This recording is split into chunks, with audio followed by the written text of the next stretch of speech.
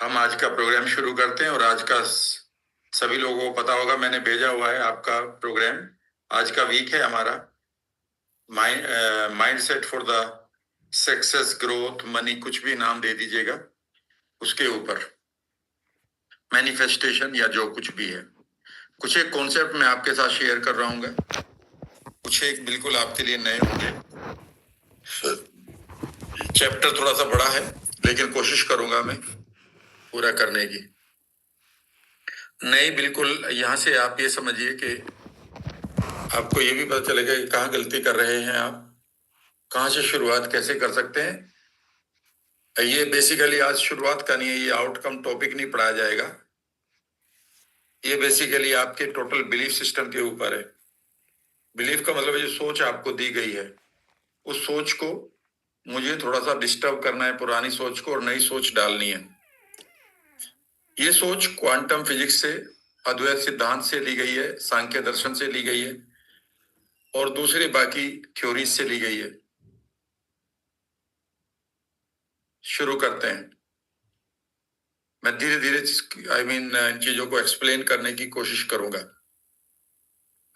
मैं एक छोटी सी चीज आपके साथ शेयर कर रहा हूं उससे पहले या बीच में ही।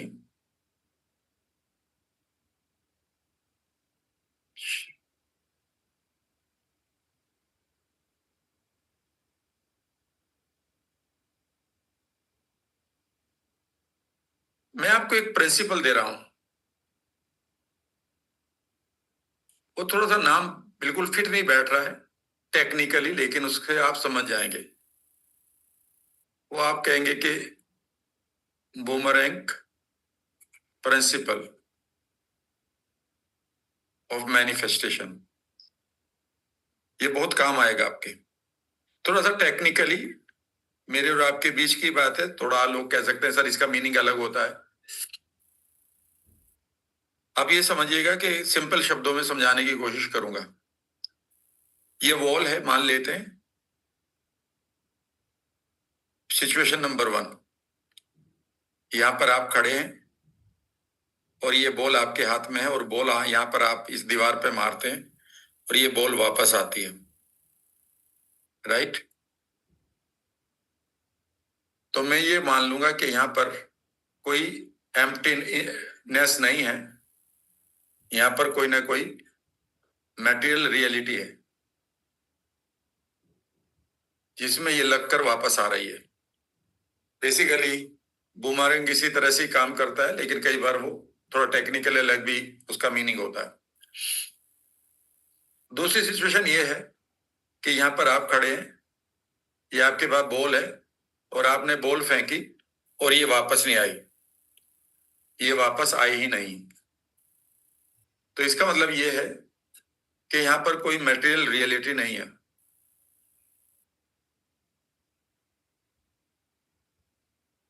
यहां पर कुछ नहीं है।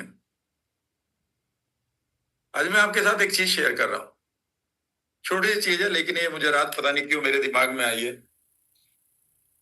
जब मैं डीप मेडिटेशन कर रहा था। बहुत नीचे आवाज आ रही है, एक सेकेंड।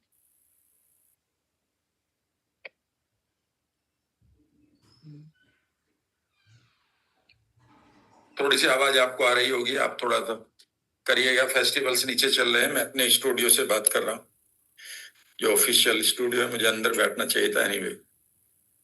अंदर का मतलब स्टूडियो जो साउंड प्रूफ है। मैं अपने रूम में बैठ गया। अब समझने की कोशिश करेंगे यहाँ पर थोड़ी सी चीज। तो पहली रियलिटी यही है कि ये यहाँ पर एक मेटेरियल रियलिटी है आपके पास, जहां से ये लगकर वापस आ रही है। और यहाँ पर अगर ये मेटेरियल रियलिटी नहीं है तो ये आगे बढ़ जाएगी और ये कभी वापस नहीं आएगी। आपको नई बॉल फेंकनी पड़ेगी, वो भी ऐसी चली जाएगी। तीसरी फेंकोगे, वो भी, ये वापस कोई नहीं आएगी।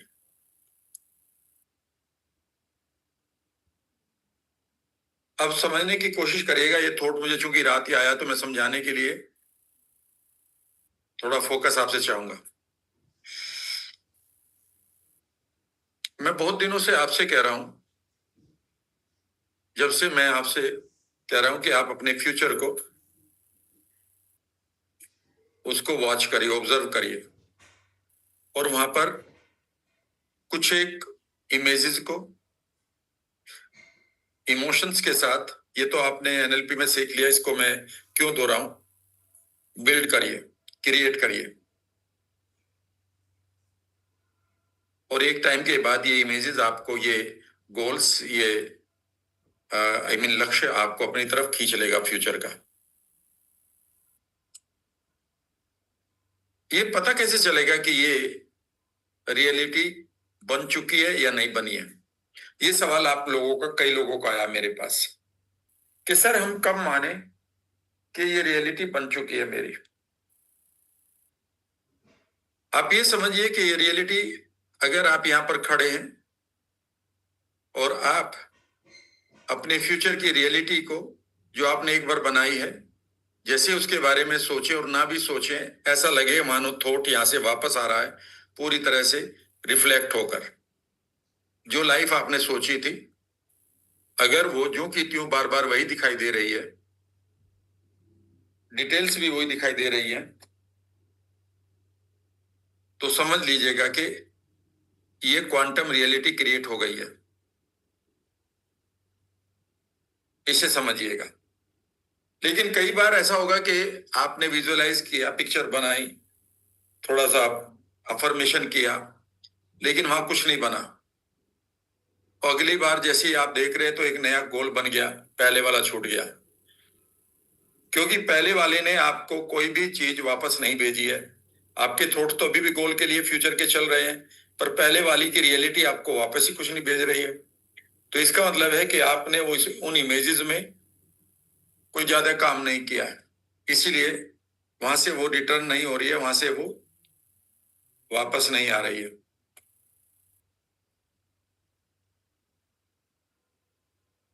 इसका मतलब यह है कि आप अपनी फ्यूचर की रियलिटी को इस तरह से फिर बिल्ड करना शुरू करें कि जैसे ही आपका माइंड वहां जाए, आप किसी और चीज से ट्रिगर हो जाए, अचानक वो आपकी रियलिटी एकदम से मानो थॉट वापस आ रहा है और देखे कि हाँ सब कुछ वही दिखाई दे रहा है।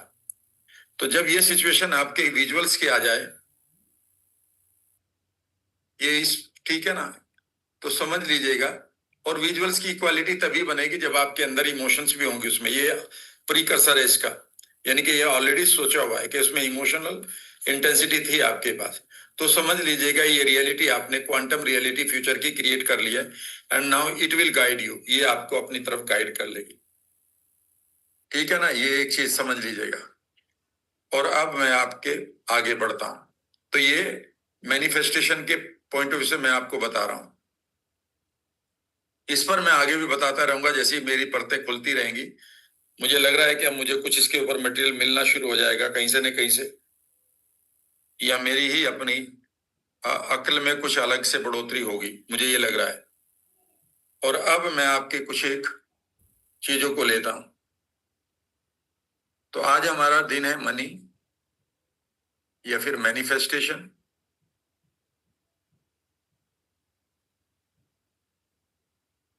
या फिर सक्सेस रूल्स,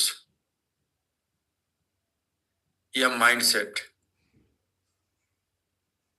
ऑफ ग्रोथ, कुछ भी कहिए इसका नाम। क्योंकि मनी हमारे लिए अच्छा वर्ड आता है, इसलिए इसे मैंने यहां पर जोड़ा हुआ है। और यहां पर मैं आपको मोनिज्म थ्योरी बताऊंगा, थोड़ी सी मोनिस्टिक थ्योरी, बिलीफ सिस्टम बताऊंगा।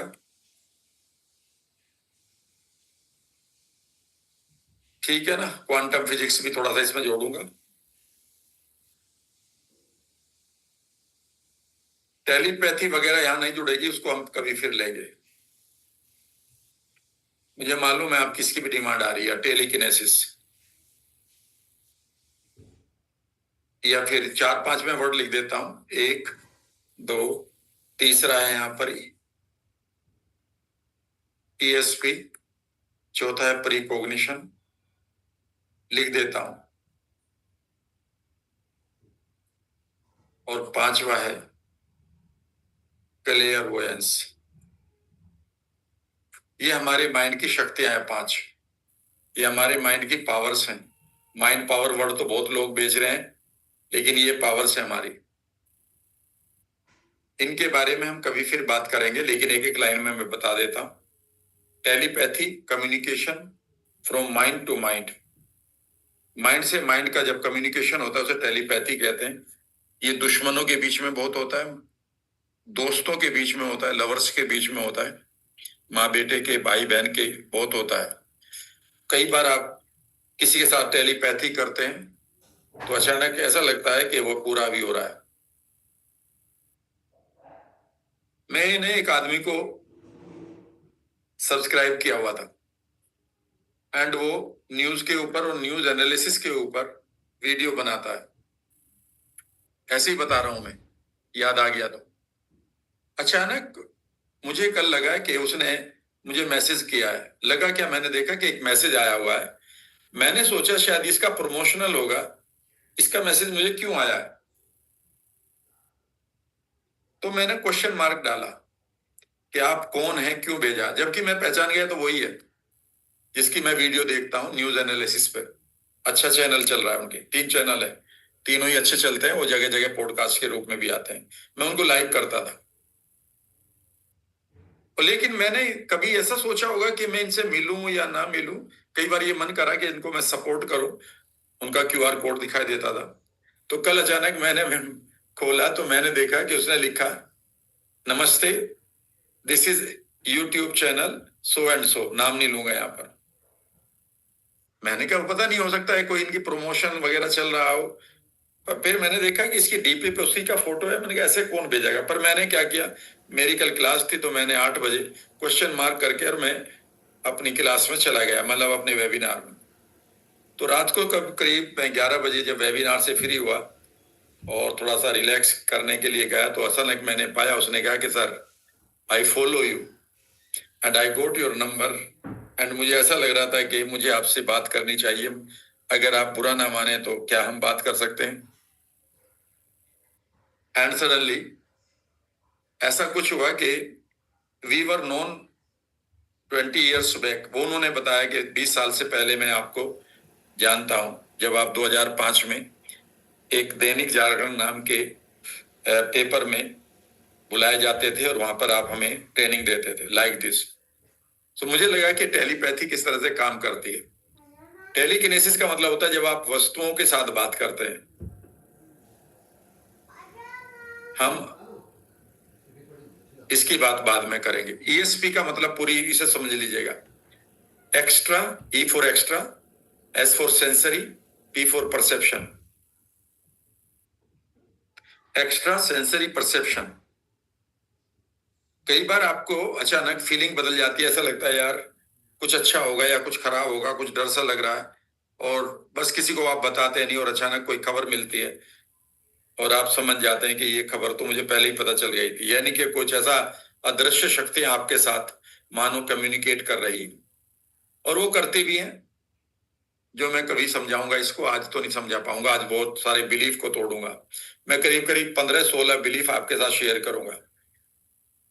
और प्रीकॉग्निशन का मतलब है जब आप फ्यूचर की घटनाओं को देखने लगते हैं। ये मेरे साथ बहुत क्लियरली हुआ है कई बार और अभी भी हो जाता है।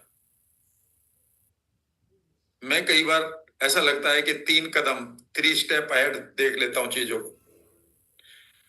इसीलिए कई बार मैं बहुत सारे लोगों को 3 स्टेप आगे तक देख लेता हूं कि अब ये होने वाला है। क्लियर वोएंस है जब आप पास्ट को नए तरीके से देखते हैं। ये फ्यूचर को, प्रीकॉग्निशन फ्यूचर को देखना है और क्लियर वोएंस बेसिकली पास्ट लिखा हुआ है एक किताब में, लेकिन इसे भी लोग ये दोनों एक जैसे ही है मात्र। क्लियर वोएंस को भी वो यही मानते हैं, लेकिन क्लियर वोएंस ये है कि यार पास्ट में उस दिन ये घटना घटी, मैं बड़ा रोया था, लेकिन उसका तो फायदे बहुत है। उस दिन तो ये हो जाता तो बड़ी गलती हो जाती। ठीक है ना। तो ये कुछ वर्ड्स हैं, इनको हम बाद में डिस्कस करेंगे। अब हम आगे बढ़ते हैं और यहां पर मैं आपको एक बुक से लिए गए चैप्टर को ले रहा हूं, बुक से लिए हुए चैप्टर्स को ले रहा हूं और बुक का नाम आपने पढ़ा होगा, the science of getting rich. इस किताब ने मुझे बहुत प्रभावित किया था। मैं बहुत मेहनत कर रहा था पेंडेमिक से पहले, पैसा भी आ रहा था, लेकिन अचानक पेंडेमिक में शुरू होते ही मुझे ये किताब मिल गई एंड सडनली कुछ चीजें बदल गई। छोटे छोटे विचार हैं इसमें, लेकिन उनके ऊपर मैं घंटों तक बोल सकता हूं, आपके साथ शेयर करता हूं। पहला लिखिएगा, पहला बिलीफ लीजिएगा, और अगर इन बिलीफ को आप लेंगे तो आप पास्ट के सभी बिलीफ को, जो बेकार के आपके पेरेंट्स ने नैरेटिव दिए हुए हैं, टीचर्स ने नैरेटिव दिए हैं, सोसाइटी ने, रिश्तेदारों ने जो नैरेटिव्स आपके माइंड में बनाए रखे हैं, उन्हें आप तोड़ने में सफल हो जाएंगे। मैं आपको एक चीज और बता रहा हूं, अगर आप कभी ये मत समझिएगा कि बिलीफ टूटने से कुछ नहीं होगा। बिलीफ टूटते ही पता नहीं क्या ऐसा हो जाता है कि कुछ विशेष घटता है। मतलब ऐसा लगता है कि ये बिलीफ आपने एक तोड़ा है और आपने नेक्स्ट लेवल के लिए क्वालिफाई कर लिया, और नेक्स्ट लेवल पर जितनी भी अपॉर्चुनिटी थी वो सडनली आपको आने लगती है। फिर सुनो मैं जो कह रहा हूं, मैं यहां पर बंधा हुआ हूं, यहां पर मुझे बांध रखा है। मैंने जैसे तैसे इस चेन को या रस्सी को तोड़ा, और अचानक मैं बाहर गया और देखा यार बाहर तो डांस चल रहा, और मैंने डांस करना शुरू कर दिया। बेसिकली यूं भी समझ सकते हैं कि डांस तो वहां पहले भी चल रहा था, अभी भी आवाज आ रही है, पर मैं यहां पर बंधा बैठा हूं। तो जब भी आप अपने बिलीफ को तोड़ते हैं तो आपके न्यूरॉन्स जो बंधे होते हैं एक पर्टिकुलर थॉट में, क्योंकि न्यूरल थॉट क्या है समझिएगा, थॉट है आपका न्यूरल पाथवे, उसने जकड़ रखा है, और न्यूरल पाथवे आपके हॉर्मोन्स को और आपकी सेल को, आपके जीन को पूरी तरह से बांध लेता है। आप उससे आगे सोच नहीं सकते। जैसे ही उस बिलीफ को तोड़ते हैं तो आपके सबकॉन्शियस माइंड के सडनली बहुत सारे जो स्टोर हाउसेस थे वो अवेलेबल, वो एक्सेसिबल हो जाते हैं। अगर मैं यहां से चला जाऊं उठकर तो मैं पूरी कॉलोनी को एक्सेस कर सकता हूं, कहां क्या ड्रामा चल रहा है, लेकिन अब यहां पर बैठ कर नहीं कर सकता। तो ये पावर है आपके बिलीफ को तोड़ने की। The moment you break any belief through, you immediately get access to the next level or different level. पहला चैप्टर लिखिएगा, पहला बिलीफ लिखिएगा, बिलीफ नंबर 1। इसको कैसे लेना है, यहां पर आप एनएलपी लगा सकते हैं आने वाले टाइम में, कि इनको आप साउंड के रूप में ले लें, ठीक है ना, और इनको लेफ्ट हैंड से प्लांट कर लें और उनको फील कर लें। इसमें आप अपनी इमेजेस को भी जोड़ सकते हैं, ये आपके ऊपर होगा। इसमें मैं एनएलपी नहीं लगा सकता ज्यादा यहाँ, क्योंकि एनएलपी हम बहुत खूबसूरत चैप्टर्स में लगाते जा रहे हैं, अभी हम वहीं से पीछा नहीं छूट रहा है हमारे पास जो है फिजिकल हेल्थ के, लेकिन यहाँ पर भी मैं आपके लिए हेल्प करूंगा। पहला चैप्टर का नाम है वहां पर, it is your right to be rich.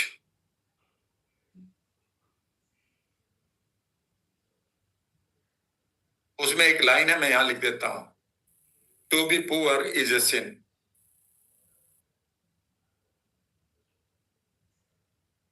Never an never spiritual.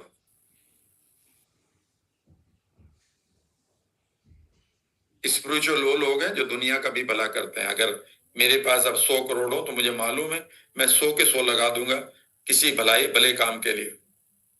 वो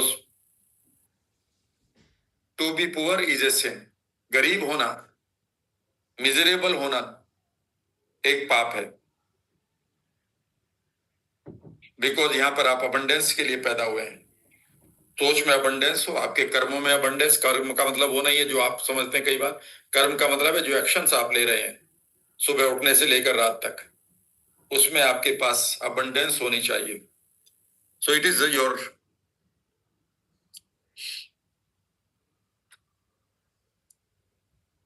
तो यहां पर लिख लीजिएगा, it is my right now.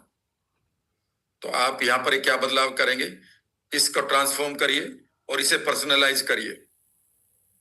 अब आप किस किताब खोलेंगे अपनी, आप notebook, it is my right to be rich,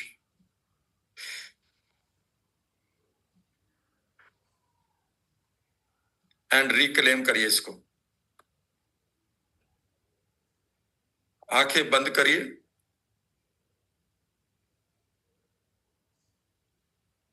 और इसको पर्सनलाइज करेंगे आप अपने इंटरनल लेवल पर। कोई भी मेटाफोर क्रिएट करें, ये आपके ऊपर होगा मेटाफोर, मैं आपकी हेल्प कर दूंगा। लेकिन क्या मेरा ही मेटाफोर लेंगे? नहीं, आप अपना भी ले सकते हैं, अच्छे अच्छे ले सकते हैं। तो इमेजिन करिए कि you are at the centre of, आंखें बंद करें, इमेजिन करिए you are standing in a big cosmic field और यूनिवर्स, एंड इमेजिन करिए the universal energy is flowing and it is ready to listen to you. Feel करिए इस moment को, और इमेजिन करिए एक लंबा सा सांस लेते हुए आपके पैरों से मानो पृथ्वी से रूट्स आ रही हैं, उनसे आप अपनी ग्राउंडिंग करिए एक लंबा सांस लेते हुए। एंड पुरानी अगर आपकी टूटी हुई छोटी छवि है, इमेजिन करिए कि उसमें से मानो आप एक सुपर ह्यूमन बनकर निकल रहे हैं, और अब आप कुछ क्लेम करिए, मानो यूनिवर्स आपके सामने खड़ा है या आप यूनिवर्स में हैं, एनर्जी आपके सामने। नाउ इमेजिन करिए कि from with which sound or attitude or with which picture or with which tonality will you will say to the universe or to yourself। आप यूनिवर्स से क्या कहेंगे या अपने आप से क्या कहेंगे, किस तरह से कहेंगे? चिल्लाते हुए कहेंगे, डरते हुए कहेंगे, पूरे मस्ती के साथ कहेंगे? ये आप चूज करें। इंटरनल वर्ल्ड में जाएं और बोलें, I have a right to be rich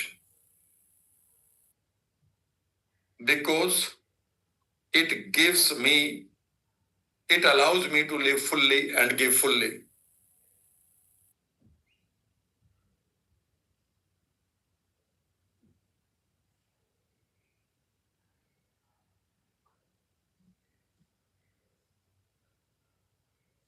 बार बार रिपीट करके देखें इसे।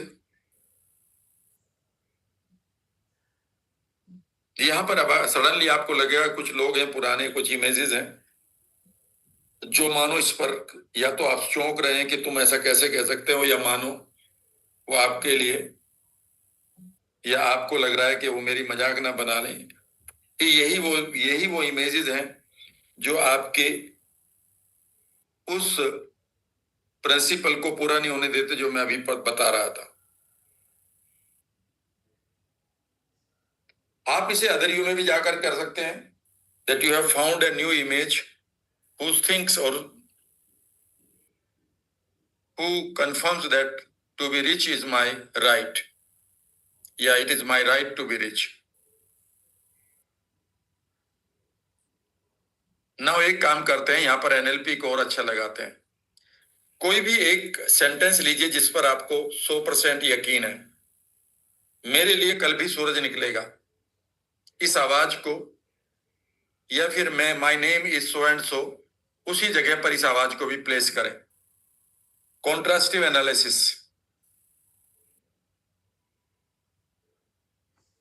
या to be rich is having some purpose for you. कोई भी चीज ढूंढिए और आप आंखें खोलिए और नोट्स बनाइए।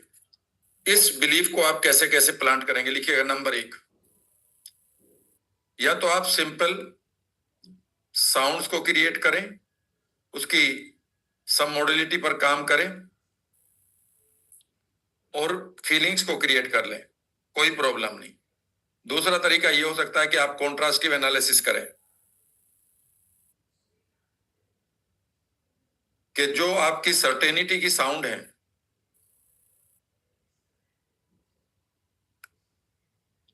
For example my name is Ram Verma, ये मेरी सर्टेनिटी की साउंड है, और एंड वहीं लगा दें, कल मेरे लिए सूरज निकलेगा।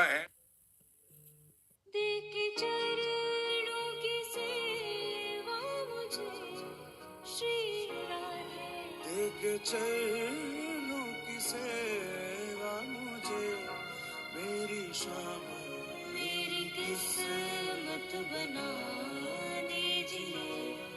श्री राधे करुणामय कृपा कीजिए, मेरी शाम।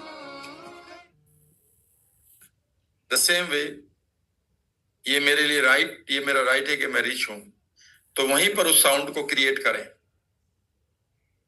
ये आप एनएलपी में सीख चुके हैं।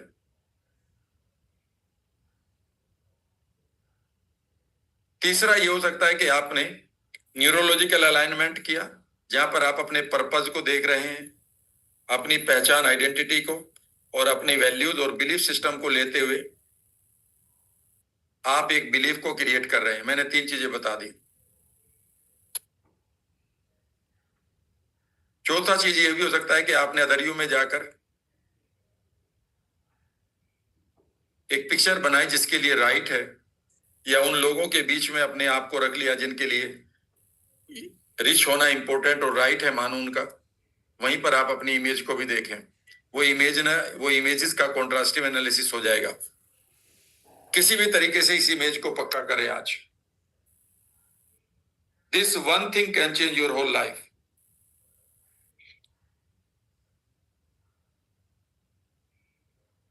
पुअर पैदा होना गलत बात नहीं है, पुअर रहना गलत बात है, पाप है।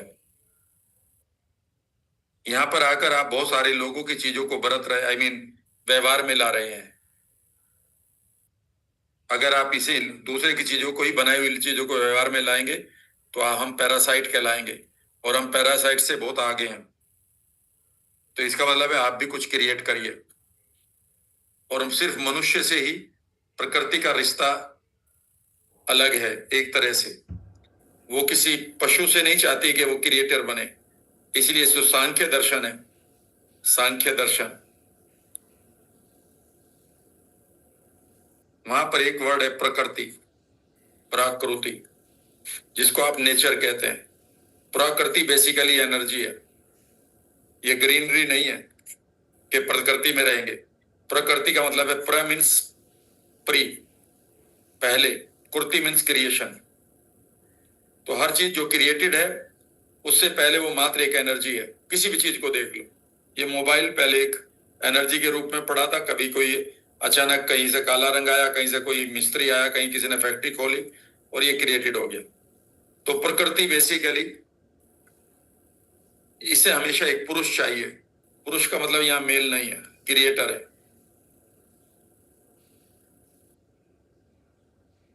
याद रखिएगा यहां पर 2 वर्ड है। ये भी थोड़ा गहरा हो जाएगा लेकिन मैं बता देता हूं। एक वर्ड है हिंदी में स्वार्थ, और एक है अर्थ। अर्थ का मीनिंग होता है मीनिंग, और स्वार्थ का होता है मीनिंग फॉर सेल्फ।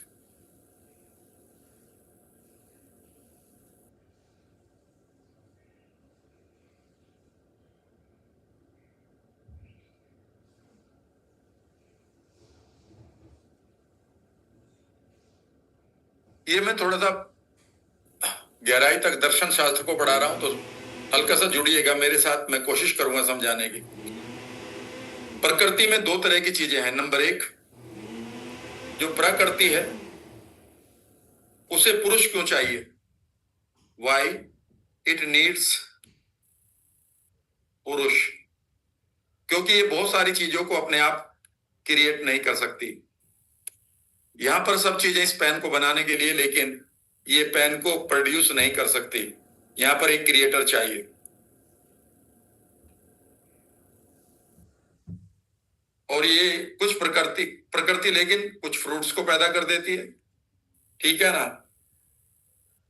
बहुत सारी चीजों को आप इन वाटर को पैदा कर रही है। याद रखिएगा प्रकृति में जो ये साइकिल है, यहां पर ये सिर्फ एक मीनिंग है। मीनिंग को समझने की कोशिश करिएगा। ये इस तरह का मीनिंग है कि यहां पर कोई स्वार्थ नहीं है, स्व अर्थ नहीं है। स्व मीन्स स्वयं का अर्थ, ये सबके लिए है। लेकिन जो क्रिएटर है उसे अपने लिए बहुत कुछ चीजें चाहिए। मुझे ये मोबाइल भी चाहिए, मुझे ये अब चार्जर भी चाहिए, मुझे कंप्यूटर भी चाहिए। तो प्रकृति कहती है कि जो तुम्हारा स्व अर्थ जहां से पूरा हो रहा है उसे तुम क्रिएट कर लो, आई अलाउ यू। और वो अनकंडीशनल है। आप एक बैंक खोलें या बैंक लूटें, ये आपके कॉन्सिक्वेंसेस होंगे, वो अनकंडीशनल है उसकी तरफ से। तो बेसिकली पुरुष को कहा गया है कि जो तुम्हें चाहिए वो तुम बना लो यहां रहने के लिए, और अपने स्व अर्थ को पूरा कर लो, स्वार्थ को पूरा कर लो। ये निगेटिव वर्ड ना लो हमेशा, ठीक है ना। लेकिन जो आपको चीजें चाहिए वो मेरे पास ऑलरेडी हैं। जीने के लिए हमें पानी, बिजली, पानी, हवा और पृथ्वी चाहिए। खाने के लिए प्रकृति दे ही रही है। लेकिन वो कहती है कि अगर तुम्हें स्वार्थ चाहिए, स्व अर्थ चाहिए, लोगों के लिए, अपने लिए, तो उसे आप क्रिएट कर लो। और जैसे ही आप इसको क्रिएट करते हैं, ये रिचनेस है, ये यही आपको रिच बनाता है। So creation is the first precursor, लिख लीजिएगा। Creation is the first precursor, पहला ये सीढ़ी है रिच बनने के लिए। तो आपको कुछ ना कुछ क्रिएट करना है। सो अगर आप क्रिएशन करेंगे तो आप कौन बन जाएंगे? तो आपकी आइडेंटिटी क्या होनी चाहिए? क्रिएटर की। और अगर आपकी आइडेंटिटी कंज्यूमर की बन गई तो आप कभी रिच नहीं बनेंगे।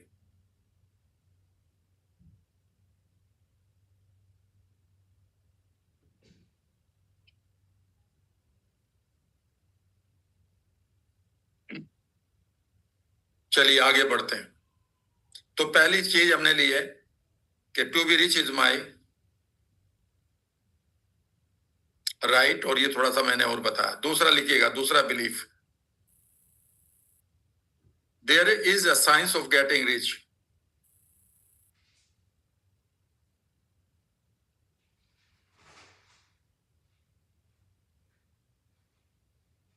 लाइक मैथ्स, जैसे मैथ्स आंसर देता है,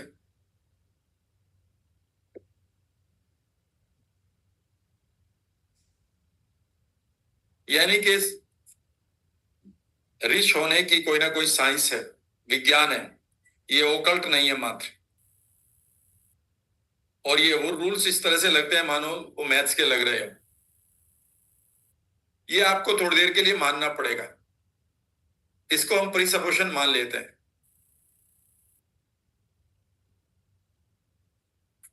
क्योंकि अब इस प्रीसपोजिशन के ऊपर आगे के चैप्टर्स आएंगे।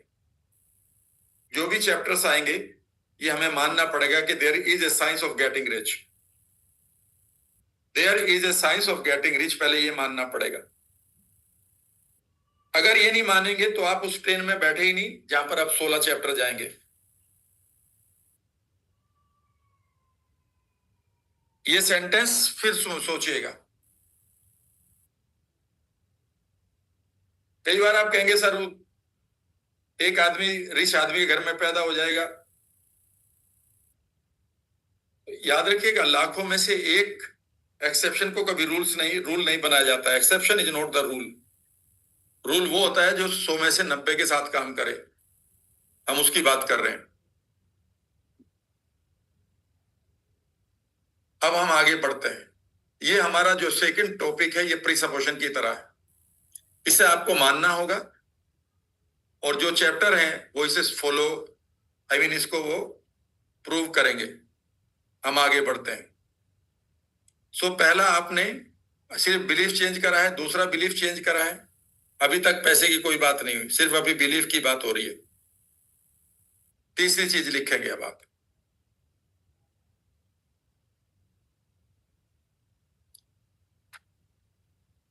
लिख लीजिएगा। यहां पर आपको बहुत झटका लगेगा।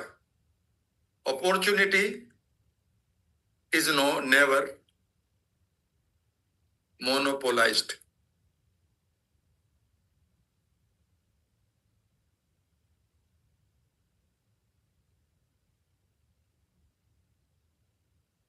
यहां पर आपके पास कुछ एक एक्सेप्शंस हो सकते हैं सिर्फ आर्ग्यू करने के लिए।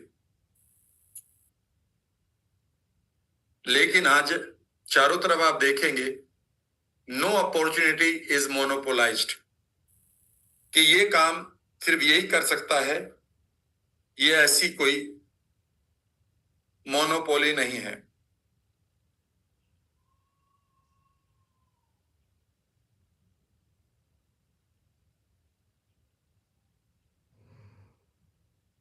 मैं इस टॉपिक को एक बार पढ़ा रहा था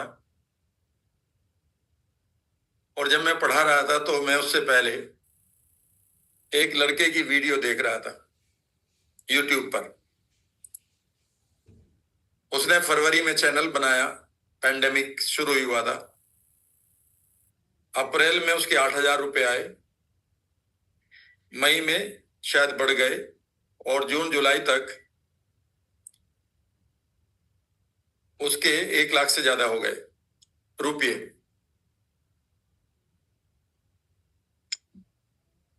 तभी मैं एक और आदमी की देखता था जिसको आप भी जानते हैं, फ्लाइंग बीस्ट, वो IITian है।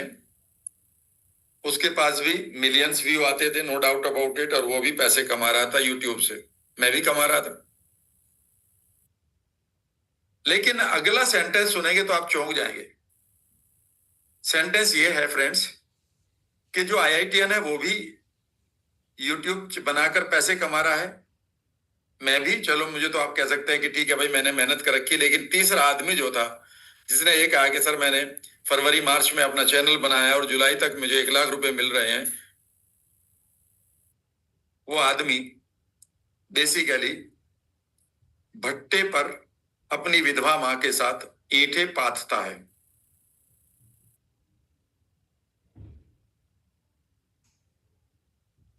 सुन रहे हो या नहीं सुना? देखिएगा, एक IITian जिस अपॉर्चुनिटी से पैसे कमा रहा है, चलो मैंने IIT नहीं करी पर मैंने मेहनत कर रखी थी, मेरे एक्सेप्शन छोड़ दो। लेकिन जो दूसरा लड़का जिसका मैं बात कर रहा था, वह ईंट कैसे पाथता है, कैसे वो रोज बता रहा है कि आज मेरी अम्मा पे रोटी भी नहीं बनाएगी पर हमें भट्टे पर आना था, आज हम भूखे हैं, हमारे पास घर में छत नहीं है, आज हमारा ये भी टूट गया छप्पर तो आप उसे बांधना है, आज मुझे इतने पैसे आए तो मैंने उसकी ईंटें खरीदी हैं। And you won't believe he was making money. मैं आपको एक लड़की की कहानी देखता हूं, पता नहीं वो कैसे रोज आ जाती है मेरे इस पर। देयर इज ए गर्ल, 17, 18, 19 साल की है, 20 साल की होगी, 21, 22 की एट द मोस्ट, इससे ज्यादा नहीं। वो अपने परिवार को चलाने के लिए उसने एक छोटा सा ट्रक बनाया, अपने फादर से कहकर वो ट्रक चलाती है। रोजाना उसे अब बड़े फंक्शंस में बुलाया जा रहा है, ठीक है ना। और जो मैं ये तो मान सकता हूं कि भाई उसने इंजीनियरिंग तो करी नहीं होगी या वो MBA तो करी नहीं होगी, गांव की लड़की है, वो ट्रक चलाती है छोटा सा, ठीक है ना। And she has become the celebrity. आज जितनी उसके फैन फॉलोअर्स हैं, माई saying two is very simple, कहीं किसी को कोई मोनोपोली नहीं है। यह यूनिवर्स आपको पूरी तरह से अपॉर्चुनिटी दे रहा है। सिर्फ अगर कोई रोक रहा है आपको तो वो आपके अपने बिलीफ्स हैं, जो हमारे पास्ट से हम लेकर नैरेटिव्स के रूप में चल रहे हैं। एक काम करेंगे सब लोग, अब ये बिलीफ्स जो है बेसिकली अगर मैं सत्संग की तरह दूंगा तो इनका कोई फायदा नहीं है, यूजलेस है ये। और मैंने ये किताब अगर उठाई है तो मैंने बहुत सोच समझ कर उठाई है, बहुत कई बार मैंने इसको पढ़ा है। एक काम करेंगे सब लोग, आप असाइनमेंट लिखिए, भले ही आप करें ना करें, अभी इसे माइंड में डाल दें। और अब आप इमेजिन करें कि आपके सामने एक आदमी बैठा है जो तुम ही हो, या आसपास के लोग जो जिनके बीच में से आप आए हैं, उनमें कुछ लोग सिग्निफिकेंट हैं। मेरी बात को गौर से सुनिएगा, जो मैं अब NLP कर रहा हूं वो बहुत डीप NLP है, लेकिन है छोटी सी। अब आपके धागे खुलने शुरू होंगे। मैं एक आदमी की काउंसलिंग कर रहा था, उसने कहा सर मेरी बेटी किसी गैर बिरादरी में, दूसरी बिरादरी में शादी कर रही है, जाति में, मैं नहीं करने दूंगा। मैं कहा तुम नहीं करोगे तो बच्ची डिप्रेशन में आ जाएगी, भाई तुम ऐसा ना करो। वो एक गांव के थे, मेरे जानने वाले थे, मेरे गांव के नहीं थे। उन्होंने कहा फिर दुनिया क्या कहेगी। मन का इस वर्ड को ले लेते हैं, दुनिया क्या कहेगी, आंखें बंद कर, मैंने उनसे कहा। और मैं अब आपको बहुत क्लोज चीजें बता रहा हूं, यही बीमारियों पे लगा दीजिएगा और यही पैसे पर। उन्होंने कहा लग पूछो। मैंने कहा दुनिया का मीनिंग क्या है आपका? ये तो दुनिया तो एक वर्ड है, क्या है? कुछ लोग क्या कहेंगे, अब तो तुम यही कहोगे हाँ। मैंने कहा चलो मैं बात करता हूं, कुछ खास लोगों की बात करता हूं पहले मैं, फिर आपकी बात करूंगा। उन्होंने कहा ठीक है जी। मैंने कहा रतन टाटा क्या कह रहा है? उसने कहा सर वो तो मना नहीं कर रहे हैं। मैंने कहा अच्छा, मदर टेरेसा? पढ़े लिखे तो वो इतने, वो भी कुछ नहीं कह रही है। मैंने कहा नरेंद्र मोदी, स्वामी विवेकानंद। अगला सेंटेंस सुनिएगा, आप चौंक जाएंगे और आज अपने इस धागे को तोड़ दीजिएगा जो है ही नहीं। मैंने कहा अब आंख बंद कर। उनका नाम रमेश है, गांव का। मैंने कहा भाई रमेश, बिल्कुल ऐसे ही मेरी उम्र से छोटे ही थे। मैंने कहा भाई रमेश एक काम कर, आंख बंद कर, आज मैं तेरी काउंसलिंग करता हूं प्यार प्यार में। मुझे बता कौन है जो कह रहा है कुछ। उसने कहा सर मैं अपने घर वालों को भी मना लूंगा, ससुराल वालों को भी, कोई प्रॉब्लम नहीं है। मेरे कजन को प्रॉब्लम नहीं है, मेरे चाचा की बेटी ने तो शादी दूसरी बिरादरी में करी है। मैंने कहा कौन है आदमी जो तुम्हें इस समय दिखाई दे रहा, जो घुटन पैदा हो रही है? उसने कहा सर हमारे यहाँ एक नौकर था ट्रैक्टर चलाने वाला, उसकी इमेज आ रही है। समझ लीजिएगा ये है रियलिटी आपके अंदर की पड़ी हुई। आज आप इस किसी भी बिलीफ को लेकर चलें और आंखें बंद कर लीजिएगा और देखिएगा सडनली आप नहीं मना करेंगे। मेरी आपने मुझे फीस देकर आप तैयार हैं बदलने के लिए, पर कोई ना कोई ऐसी आवाज आएगी अंदर से जो कोई मीनिंग नहीं था जिस आदमी का। ऐसे ही आपकी बीमारियों पर आएगी जिन्होंने आपको बिलीफ दे रखा। तो बिलीफ को बदलना याद रखिएगा बहुत इजी भी है लेकिन बहुत कठिन भी है, जब तक कि आप उस जड़ पर नहीं जाएंगे, लास्ट वाली पर। और मैंने उससे कहा कि एक काम करना, इसे अभी खत्म कर देता हूं, इस पिक्चर को छोटी कर, इसका मुंह घुमा दे उल्टा। जो ट्रैक्टर चलाया करता तुम्हारे यहाँ नौकर, उन्हें यह भी बताया कि ट्रैक्टर चलाता था। मैंने कई लोगों को बताया भी आपने बैच में। मैंने कहा इसका ट्रैक्टर वापस घुमा दे, इसको छोटा कर दे, इसकी आवाज कर दे, और यहां पर आप उन लोगों को खड़ा कर दे जो बड़े लोग हैं, जो रियली में जो आपके रोल मॉडल बन सकते थे अगर तुम किसी जगह पर होते, और अब उनकी बात सुन। And in no time the belief was changed. उसने कहा सर मुझे रोक किसने रखा था अंदर से, और मैं एक आदमी की आवाज को सुनकर दुनिया वर्ड बना दिया मैंने कहा ये तो जनरलाइजेशन है। पहले दिन मैं क्या पढ़ाता हूं, डिलीशन, डिस्टोर्शन, और तीसरा वर्ड क्या है, जनरलाइजेशन। तो याद रखिएगा, लिख लीजिएगा इस चीज को कि अगर आपको कोई चीज तोड़नी है, आप डिलीशन को ठीक कर सकते हैं, डिस्टोर्शन को भी ठीक कर सकते हैं, जनरलाइजेशन का धागा सबसे मुश्किल से टूटता है। लिख लीजिएगा इसको। ठंडा मतलब कोका कोला, बस कर दिया जनरलाइज्ड। ठंडा मतलब मुर्दा भी होता है, ठंडा मतलब मसूरी भी होता है।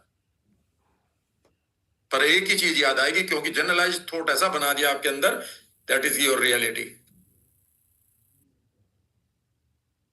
आंखें बंद करके पहले थॉट पर जाना, इट इज माई राइट, पैसा कमाना मेरा राइट है। देखना कितने लोग आपको ऐसा लगेगा मानो मना के है, इसको मत कहो, इसको मत कहो, and suddenly you will find they are very significant people. लिखते रहना, कुछ सिग्निफिकेंट लोगों के चेहरे आपके पास आएंगे और कुछ नॉन सिग्निफिकेंट हैं जिनको आपने सिग्निफिकेंट बना रखा है, और उनकी बातें, उनकी आवाज, उनके चेहरे आपको तंग कर रहे हैं। दूसरा लिख लीजिएगा, दैट इज जो मैंने आपके साथ शेयर किया, there is a science of getting rich. ये तो मैंने आपको मनवाया है कि अभी मान लीजिएगा इसको। और तीसरा है, कोई अपॉर्चुनिटी मोनोपोलाइज नहीं है। अगर आप कोई काम कर रहे हैं, मैं भी उस काम को करना सीख सकता हूं, करूं या ना करूं ये मेरे ऊपर है, मेरी वैल्यूज पर है।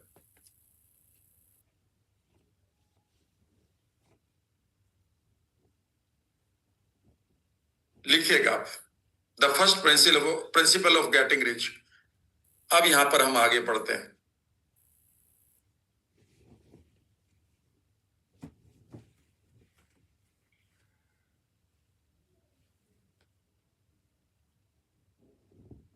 Four, the first principle of getting rich.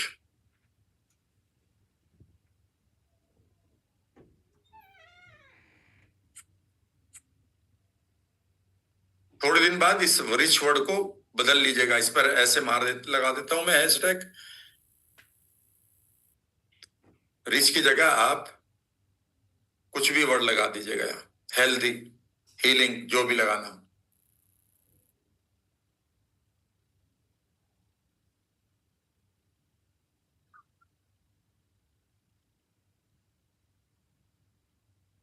It is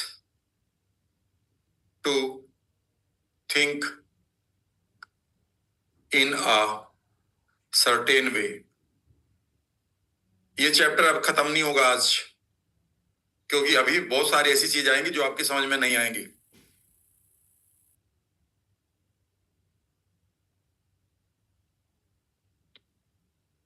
पहला प्रिंसिपल है रिच होने का कि आपको एक विशेष प्रकार से सोचना होगा। हिंदी में लिख लेना।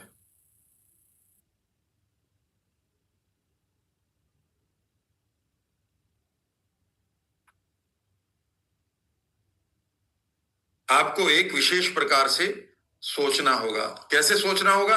ये धीरे धीरे आगे तक खुलेगा, या फिर मैं इसे नेक्स्ट टॉपिक में पूरा कर रहा हूँ। जैसे मैंने कहा था कि पिछले वाले में कि मैं हेल्थ वाला जो अभी टॉपिक है आगे पूरा होगा, या जो भी है। It is to think in a certain way. और याद रखिएगा, इसकी सपोर्ट अमित नहीं देगा आपको। सब चीज लोग नोट कर लें। कभी आप अमित जैनसी से कहें कि इसकी सपोर्ट आप दे, नहीं, इसकी सपोर्ट आप मुझसे ही ले सकते हैं। इसलिए wait for the next opportunity. वो आपकी दूसरी जगह सपोर्ट करते रहेंगे, क्योंकि वो इतना ही जानते हैं जितना मैं आपके साथ पढ़ा रहा हूँ। यहाँ पर इसका मतलब ये नहीं कि वो, ठीक है ना, वो ये नए कॉन्सेप्ट हैं। आपको एक नए विशेष प्रकार से सोचना होगा, और इसकी फाउंडेशन शुरू होगी। लिखिएगा, and the first foundation is, या इट्स फाउंडेशन इज,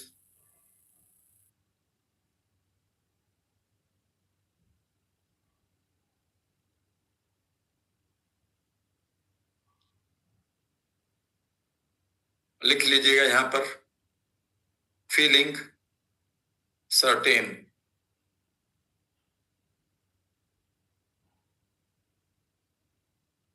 यानी कि आपको सर्टेनिटी को एंजॉय करना होगा।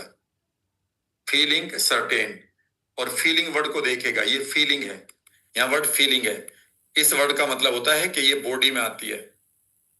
कभी आप सोचे आपको फील करना पड़ेगा, तो फील याद रखिएगा, ऐसे ही नहीं करना होता है मैंने फील कर लिया ना। इसको कैसे करेंगे?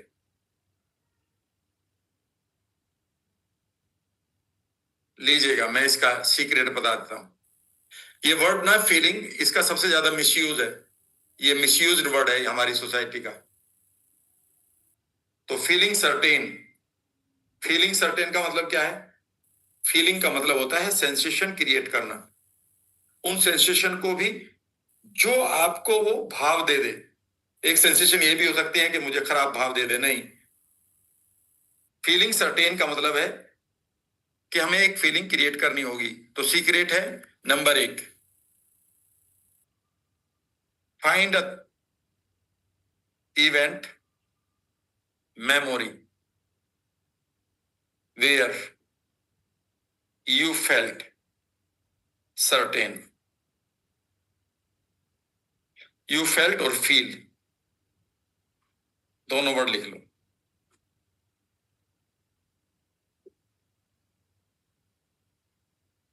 अब मैं आपको इसकी एक्सरसाइज सिखाता हूं, और यही आप अपनी बीमारियों के लिए कर सकते हैं। इंपॉर्टेंट चीज है ये, बहुत इंपॉर्टेंट, जो मैं अभी आपके साथ शेयर कर रहा हूं। तो उन्होंने कहा है कि आपको एक तरह से सोचना होगा। पहला प्रिंसिपल ये है कि आपको एक विशेष प्रकार से सोच बदलनी होगी, और उसकी फाउंडेशन शुरू होगी कि आप सर्टेन फील करेंगे, निश्चित फील करेंगे कि आप अमीर बन रहे हैं, या अमीरी आपके लिए आ रही है। कंधे सीधे करिए। पेन वैन एक तरफ रख दीजिएगा। फाइंड एन इवेंट और एक्टिविटी और सिचुएशन जहां पर आप सर्टेन है। For example, you can drive A car properly, you are certain. I can go to the stage, deliver the talk, convince the people, and come out. Certain. Feeling certain. You can go to the kitchen, prepare all the things, prepare the dinner, lunch, come out. Certain. So you have number of certainty, I mean causing events. आपके पास हजारों events ऐसी हैं जहां पर आप certain हैं, and you know it. ढूंढिएगा और ढूंढते हुए उस एक्टिविटी में जाइए। गो इन टू दैट एक्टिविटी जिसमें आप सर्टेन है। आप दिमाग को बदलेंगे नहीं कभी ये कभी वो, एक को लीजिएगा। अगर आप ड्राइविंग की बात करें तो how you are picking the key, how you are opening the door, how you are starting the car, everything, because you are certain about it. So go into the details.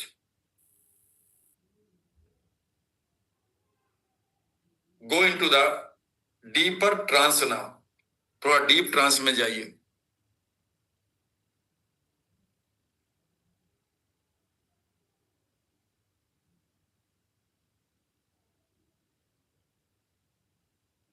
कोई भी anchor तैयार करिए, मुट्ठियों को बंद कर ले भले ही।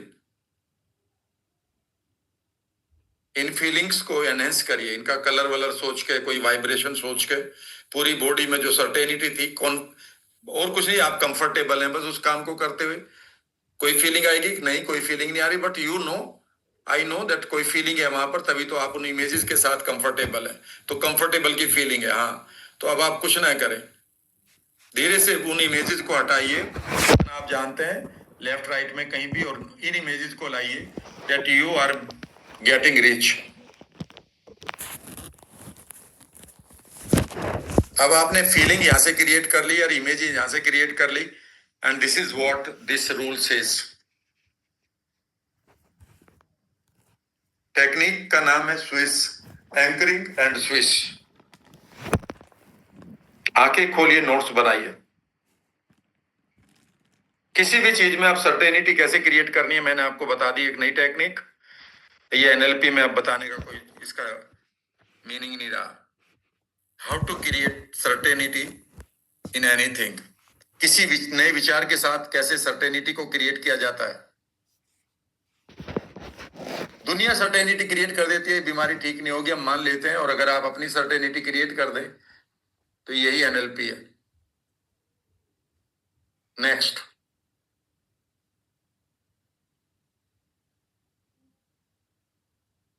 Chapter 5, now how to think otherwise. इससे आगे कैसे, अब इतना काम हो गया, अब आगे कुछ एक चीजें आनी शुरू हो जाएंगी जिनको मैं आगे भी बताता रहूंगा, क्योंकि एक बार में वो कई बार थोड़ी सी एब्स्ट्रैक्ट है कई चीजें। पांचवी चीज लिखिएगा, रूल का नाम है increasing life.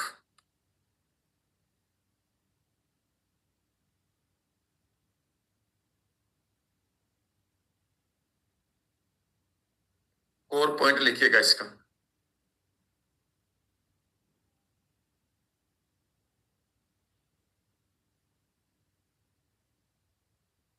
Very important.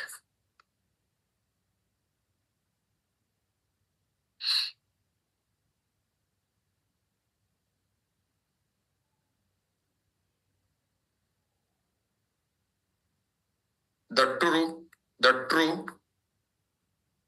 riches, समृद्धता, riches means समृद्धता, come from creating more life for yourself and others। ये है की पॉइंट। सिंपल शब्दों में लिख दूं, ये किताब का कोर पॉइंट था और अभी इसके ऊपर एनएलपी लगेगी। सिंपल है, keep adding values to yourself and others as well. जो आपकी अपनी सेल्फ है, पहले उसके साथ उसमें ऐड करना है वैल्यू को।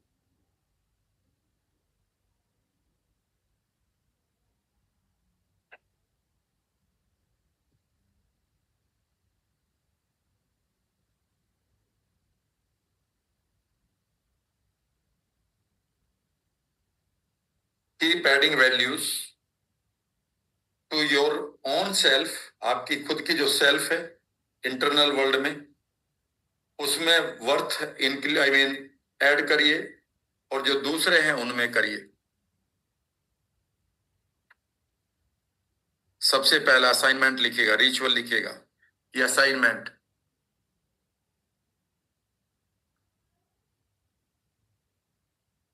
एक पहला सवाल लिखिएगा, do I need to transform my own self?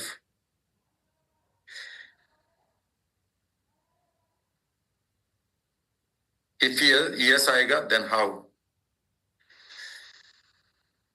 वो रिचुअल्स क्या होंगे?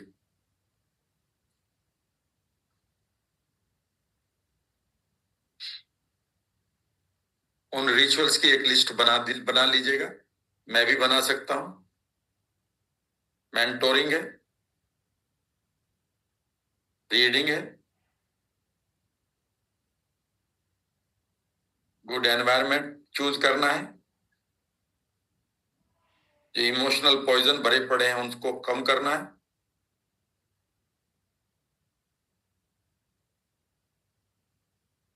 सेल्फ के लिए काइंड बनना है, रहना है, रेस्ट करना सीखना है,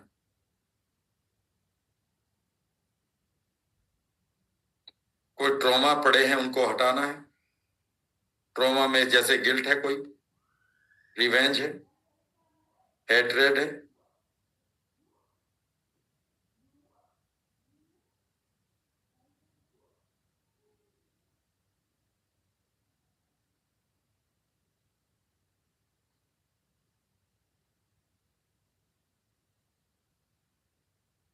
जो रूल है ये कह रहा है कि यहाँ पर दो लोगों की लाइफ में वैल्यू ऐड करनी है। एक खुद की लाइफ में, अगर आप खुद को ऊपर नहीं करेंगे तो आप दूसरों को भी नहीं कर पाएंगे।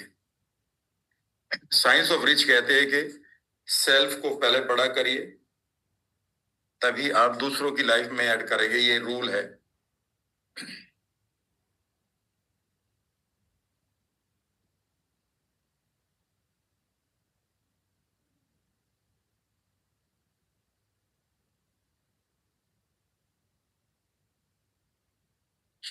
नेक्स्ट टॉपिक लिखिएगा, फिर मैं इनको आराम से बता दूंगा, कोई दिक्कत नहीं, आप चिंता ना करें। लिख लें पहले इसका, क्योंकि ये तो मेरे नहीं तो टाइम से निकल जाएगा। अगली बार इनको पढ़कर बैठेंगे तो अच्छा लगेगा। चैप्टर नंबर 6 आई थिंक, या टॉपिक नंबर 6 या belief number 6, secret how riches come to you. How riches come to you.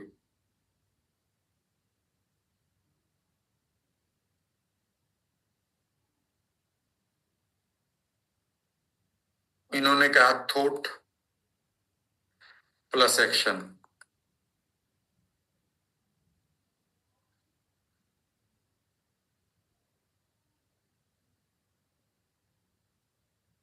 Secret, you don't chase money.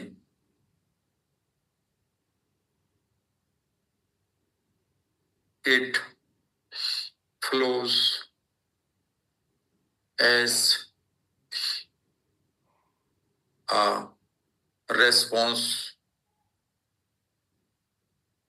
To value creation.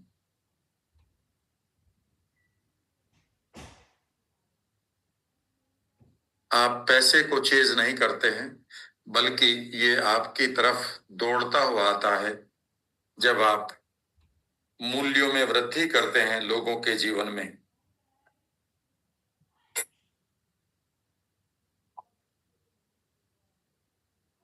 Quantum science में इसको कोलैप्सिंग द एनर्जी वेव कहा गया है।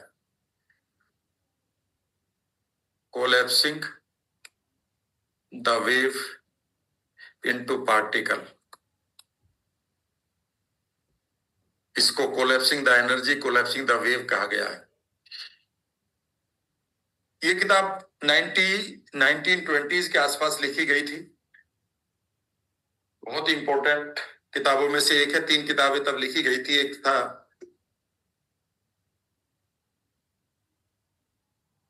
का नाम है एसेंस ऑफ सक्सेस। एक किताब का नाम है एसेंस ऑफ सक्सेस। कहाँ रखी है? यहीं रखी है मेरे पास, एसेंस ऑफ सक्सेस। दूसरी थी the science of getting rich, और एक किताब और थी, उसका मुझे याद नहीं। ये बहुत इंपॉर्टेंट है। एसेंस ऑफ सक्सेस जरूर पढ़िएगा, लिख लीजिए। किताब का नाम लिख देता हूं मैं, या आपको इतना मैं उस किताब को पढ़ा, उसमें करीब 200 स्मॉल स्मॉल चैप्टर्स हैं। स्टूडियो में रखिए एसेंस ऑफ सक्सेस। ये किताब पहले छपी नहीं थी बहुत दिनों तक, तो पता नहीं इसके साथ क्या षड्यंत्र रचा था। लॉ ऑफ सक्सेस के बाद से पहले किताब है ये एसेंस ऑफ सक्सेस। बहुत बढ़िया किताब है, यू मस्ट रीड इट। और अगर आप एक पेरेंट है तो बच्चों को ये पढ़वाइएगा, and they will enjoy reading it and they will tell you the. सो ये है 6वां रूल। 7वां,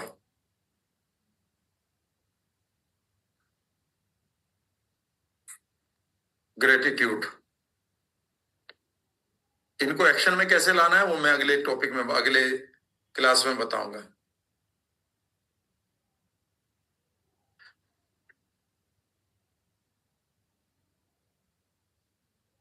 gratitude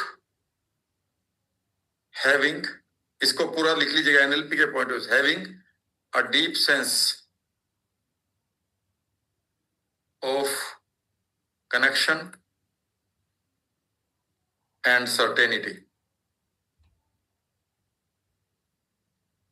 and thus offering your gratefulness। ये ग्रेटिट्यूड है। कभी डाउट में आप आकर ग्रेटिट्यूड नहीं कर सकते। जब आपके पास किसी चीज के प्रति कनेक्शन है पूरा, और सर्टेनिटी है कि ये आपके पास आपको आता रहेगा। For example, if I think that I belong, this life belongs to me, and I am certain that it will be offering me rewards, कि ये मुझे रिवार्ड भी ऑफर करेगी, और उस टाइम मैं इस ग्रेटफुलनेस को जीता हूं। ये फीलिंग जो है, ये फीलिंग जो है, बस यही ग्रेटिट्यूड है। अगर आप ये मानते हैं कि I love, I thank you, I thank you, I thank you करके ग्रेटिट्यूड है, तो याद रखिएगा ये लैंग्वेज को यूनिवर्स नहीं जानता। और आप डर में कह रहे होंगे ऐसे, तो वो बिल्कुल उल्टा हो जाएगा, फिर उसका कोई मतलब नहीं है। एक फादर को एक बच्चा कहता है कि मुझे ये बुक चाहिए, और फादर कहता है yes I will bring it for you, तो बच्चा अब सर्टेनिटी में जीता है। अभी नहीं आई ये बुक, बट बच्चा जानता है कि आएगी जरूर। तो वो जो ग्रेटफुलनेस है और वो कनेक्शन है उस बुक के साथ, उसका वो बना हुआ है। तो याद रखिएगा वह, इसका मतलब ग्रेटिट्यूड है। इसके बारे में फिर बात करेंगे। चैप्टर नंबर नेक्स्ट लिखिएगा।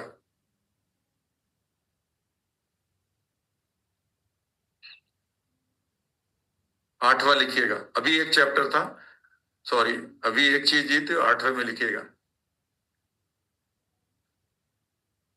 Thinking in a certain way. ये दूसरा और तीसरे में यही बताया गया था। Now how to think in a certain way.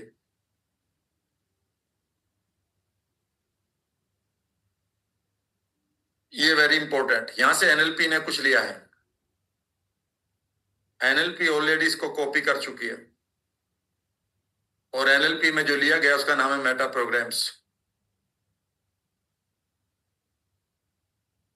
I think last day पढ़ा देता हूं मैं, या उससे पहले दिन।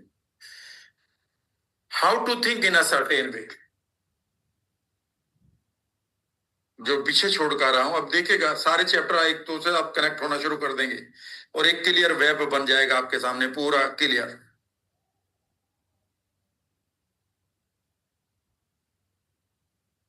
थिंक व्हाट यू वांट,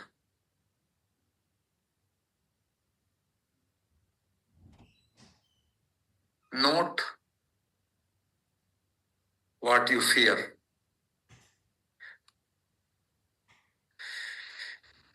ये है secret.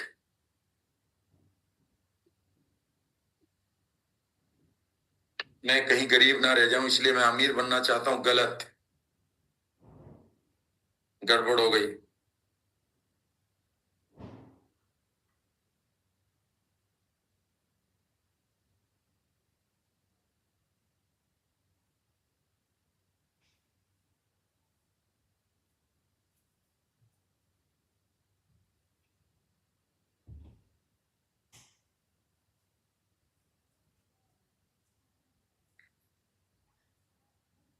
Even one rule is enough, focus. ठीक है ना, तो इसको थोड़ा सा इसे मैं ठीक कर देता हूं, तब तक आप आगे बढ़ेंगे। Have consistent focus of what you want. और ये वही है जो मैंने अभी बताया था कि ये वॉल है और यहां पर बॉल मारता हूं तो वापस आ जाती है, इसका मतलब ये रियल है। उसी तरह से जब तक आपका वो जो गोल है, जो आप चाहते हो, जो आपकी विश है, यहां पर जब आपका थॉट यहां से आकर एकदम से आपको कहे वाह मैजिक हो रहा है मेरी लाइफ में, तो समझ लीजिएगा आपका ये you are thinking in that certain way. वो जो सर्टेन वे की बात करी गई है वह पूरा हो चुका है।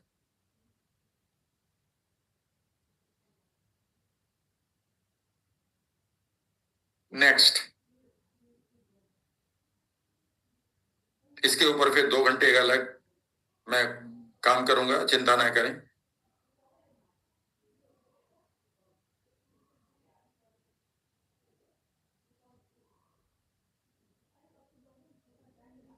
मैं बीमार नहीं रहना चाहता, ये गलत है। मैं हेल्दी होना चाहता हूं, ये ठीक है। मेरा कैंसर ठीक कर दो, गलत। मैं हेल्दी होना चाहता हूं, बढ़िया।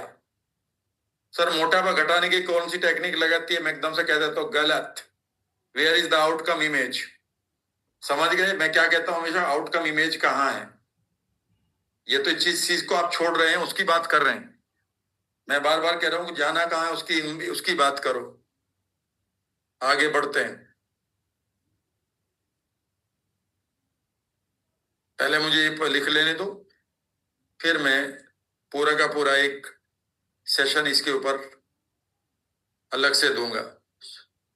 लिखेगा chapter number 9, how to use the will. Will को उन्होंने लिखा है पर मैं यहां लिखूंगा सबकॉन्शियस प्रोग्रामिंग, क्योंकि ये किताब 1920 में लिखी गई थी, एनएलपी आई है 1970 में।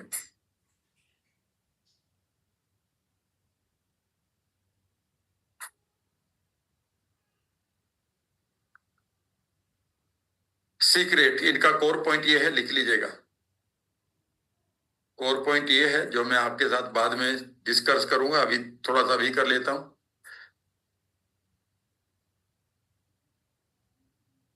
Use your will power. मैं कहता हूं विल पावर नहीं है, लेकिन मैं इस उन्होंने और कॉन्टेक्स्ट में लिखा है, विल पावर का मतलब है सबकॉन्शियस प्रोग्रामिंग, एसपी कर देता हूं। On your self, not on others.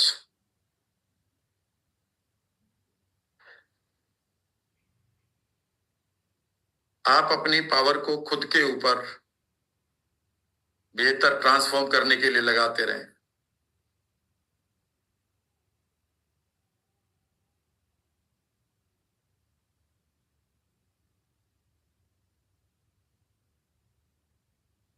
For example उन्होंने बताया कि अगर आप एक क्लाइंट के ऊपर फोर्स कर रहे हैं कि ये आपसे आपके प्रोडक्ट को खरीदे, इससे बेहतर यह है कि आप अपने प्रोडक्ट में बढ़िया इनोवेशन करें, उसको और बेहतर बनाएं। इसका मीनिंग सिर्फ इतना है।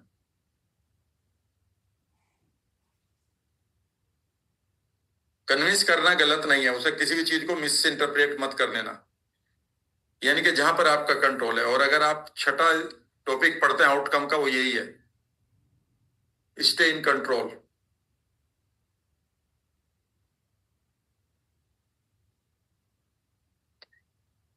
लिखिएगा नोवा या 10th लिखिएगा, इससे भी इंपॉर्टेंट है। Further use of the will.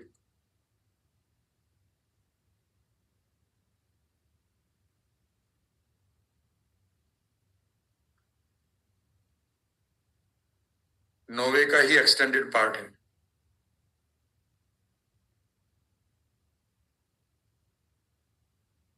कभी चिंता ना करें दूसरों के कंपटीशन की।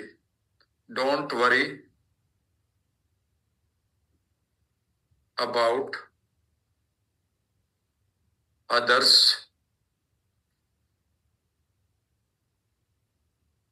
कॉम्पिटिंग। फिर क्या करें? Keep focusing on maintaining your faith and gratitude. ये जो किताब में लिखा है, मैं उसके जो कहती हूँ वर्ड लिख रहा हूं, या इनको समझा मैं दूंगा। इससे पहले कि आप दूसरे कंपटीशन की चिंता करना शुरू करें, आप अपने फोकस को अपने फेथ की तरफ मोड़ दें, ट्रस्ट की तरफ मोड़ दें अपने, और एक सर्टेनिटी की तरफ जिए, और अब तक के जो रूल हैं उसमें वैल्यू ऐड करते रहें। ये उसका इंटरप्रिटेशन है।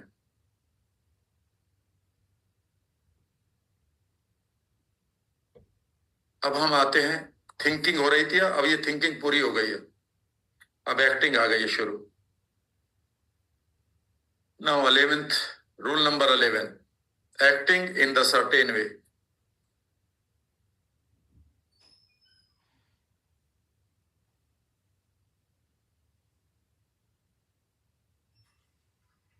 एक तरीका है काम करने का, उससे के अनुसार करिए। क्योंकि नंबर 2 में मैंने क्या बताया था इस किताब में कि भाई इसके कुछ रूल्स हैं, तो वो रूल सब क्लियर हो रहे हैं यहां पर।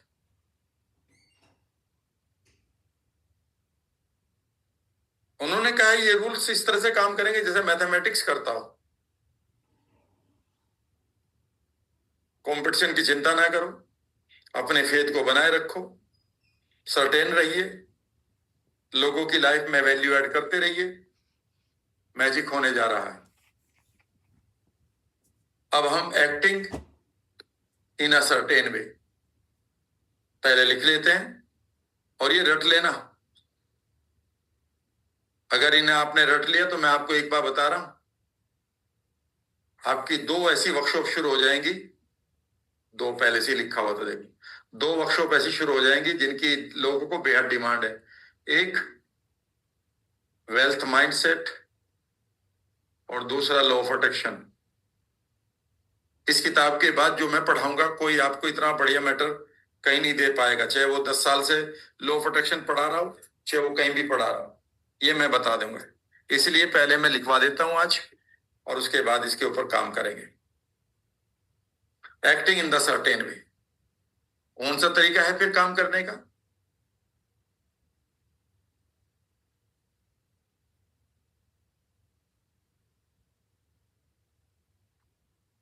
पहला लिखिएगा। पहला क्या मतलब? In a certain way. Core point, बहुत ही सिंपल कोर पॉइंट है, बहुत सिंपल। आप देखेंगे कि लॉ ऑफ सक्सेस भी इसी का ही कई जगह कॉपी किया गया है। ये उससे 30 साल पहले लिखी गई थी किताब। एक्शन, योर एक्शन मस्ट अलायन, आपके एक्शन अलाइनमेंट होने से साथ है, एक रूपता में होने चाहिए विद योर थॉट्स। कौन से थॉट? जो बनाए सबसे पहले कि मुझे लोगों की लाइफ में वैल्यू ऐड करना है, अपने गोल्स को सामने देखना है, फियर को नहीं देखना है। विद योर थॉट्स, कौन से थॉट? यहां पर इस वर्ड को समझ लेना। कभी आप कहेंगे कौन सा थॉट? यहां पर फियर नहीं था। कौन सा थॉट था फिर यहां पर? What you want, not what you fear. Certainty, उनसे अलायन होने चाहिए। ये ना हो कि सोचा तो अलग तरीके से, एक्शन कुछ और ले रहे हो। यहां पर ये ही गैप, याद रखिएगा, ये गैप खराब कर देता है। यहां पर गैप आ जाता है, लोग अपने पुराने थॉट को भूल जाते हैं एक्शन करते हुए। जाना था जमशेदपुर, या जमशेदपुर की आई मीन बस में तो बहुत भीड़ है, चलो एक काम करते हैं, ये राजकोट जा रही है बस, इसमें खाली जगह है, इसमें बैठ जाते हैं आज। तो आप जमशेदपुर कभी नहीं जा पाओगे।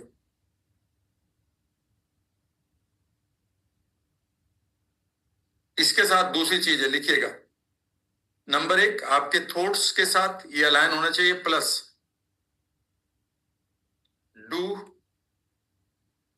ऑल, इसे गोल कर लीजिएगा। You can do today, you can today,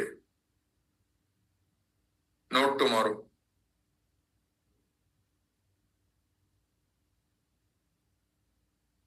not tomorrow.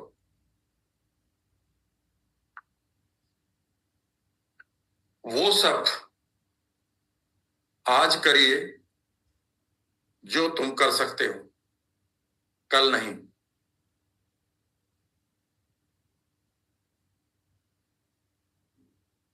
इसमें बहुत कुछ छिपा हुआ है, तो आपको मॉर्निंग में पता होना चाहिए कम से कम कि आपको मुझे आज क्या क्या करना है, और उन्हें आज ही करना है, कल नहीं। क्योंकि कल के कुछ और काम थे, उन्हें आप परसों पे टाल देंगे।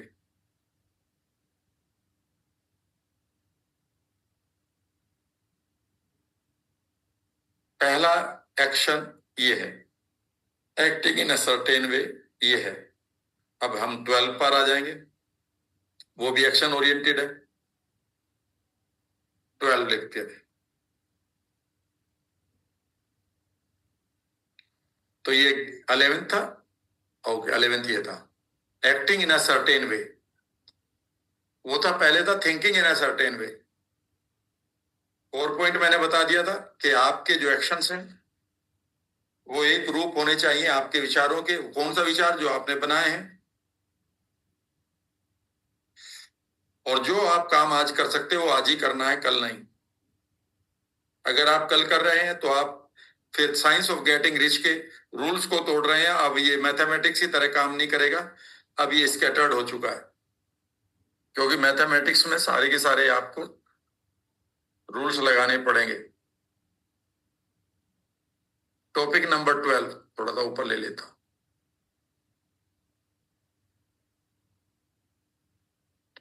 12 लिखिएगा, वेरी इंपॉर्टेंट। यहां पर इफिशिएंट एक्शन आया है, इस वर्ड को मैं आगे ले लूंगा यहां पर, क्योंकि कई बार वहां पर उस टाइम के पास उन लोगों के पास हो सकता है कि वोकेबलरी उतनी ना हो। इफिशिएंट एक्शन, स्पेलिंग ठीक है नहीं गलत है?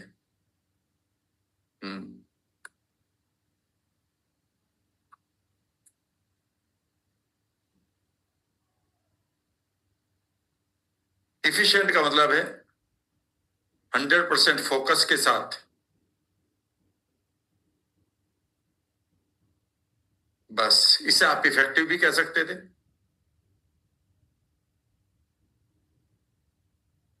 फोकस का मतलब क्या है? आपकी सभी सेंसेस पूरी सेंसरी सपोर्ट आपको मिल रही हो। फोकस का मतलब होता है सेंसरी सपोर्ट। सेंसरी सपोर्ट, अरे कहां चला गया, एक सेकंड। सेंसरी सपोर्ट यानी कि आपको पूरा पता है कि मैं क्या कर रहा हूं, किस काम में लगा हूं, और आप ट्रांस में नहीं खो रहे कि रील जैसे देखते हैं तो 1 घंटे बाद पता चलता है अरे मैं तो रील देख रहा हूं।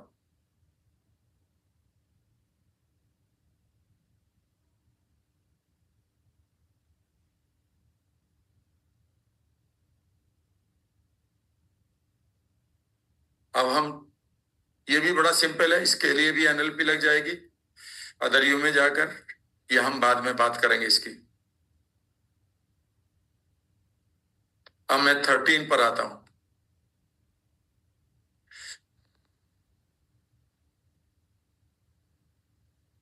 13 को सबसे पहले लिया जाना चाहिए था, कोई बात नहीं, इन लोगों ने जहां पर भी लिखा मैं उसके अकॉर्डिंग पढ़ाऊंगा अभी। तो फिर मैं इसको छोड़ अपनी तरफ से कर दूंगा कि ये टॉपिक मेरे विचार से सबसे पहले आना चाहिए था। सबसे पहला टॉपिक क्या होना चाहिए, लिखिएगा, getting into the right business.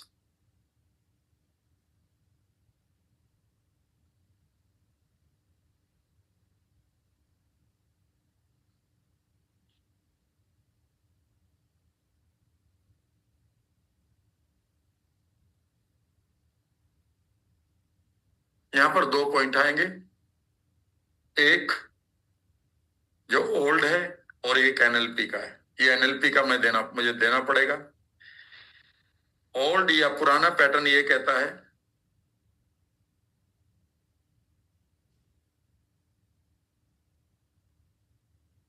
Find where you can excel, find the job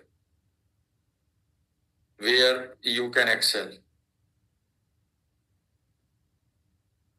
उसके बाद जो एनएलपी प्रिसपोजिशन है वो ये कहती है, जो इसके बाद बदलाव आया है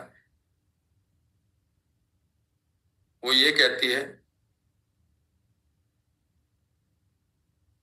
if anybody can do one thing, then you can do, you can learn to do the same thing. अगर एक आदमी किसी काम को कर रहा है तो तुम उसे सीख सकते हो। और इसमें दूसरी ये एनएलपी की प्रिसपोजिशन, और दूसरी इसमें ये है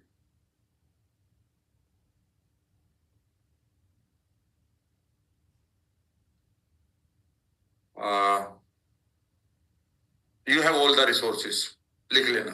दूसरा है you have all the resources, resources, तुम्हारे पास सारे रिसोर्सेज हैं। उस समय एनएलपी का उन्हें नहीं पता था, उनको ये मालूम था कि हमारे पास रिसोर्सेज है पर हम उनको नहीं ले सकते, यूज नहीं कर पाते कई बार, लेकिन हम कर सकते हैं अपनी वीए के बदलते ही। तो इसका मतलब यह है कि अब आपको यहां पर ये लगाना है नंबर 1, अब आपके पास एक फ्लेक्सिबिलिटी होनी चाहिए, जो मैं आगे बताऊंगा कि आप क्या करना चाहते हैं। यहां पर 2 तरीके होंगे अब आगे इस किताब में, मैं यही एक्सेप्शन ले रहा हूं कुछ कहीं। Number 1,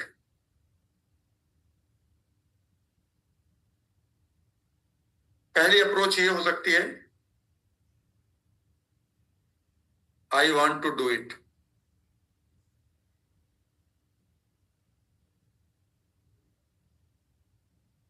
I want to do it,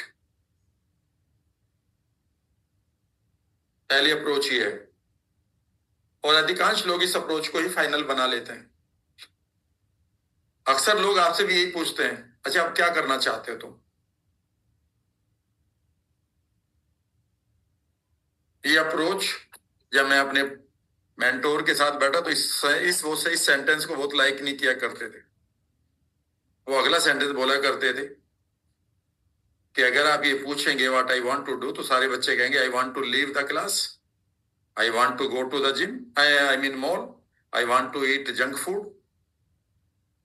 फिर बड़ा यूथ होगा, वो कहेगा I want to drive the car in the congested market with the speed of 100 km/h। तो ये तो वांट ये है। तो दो अप्रोच नंबर 2 है। अप्रोच नंबर 2 पर ये है what needs to be done.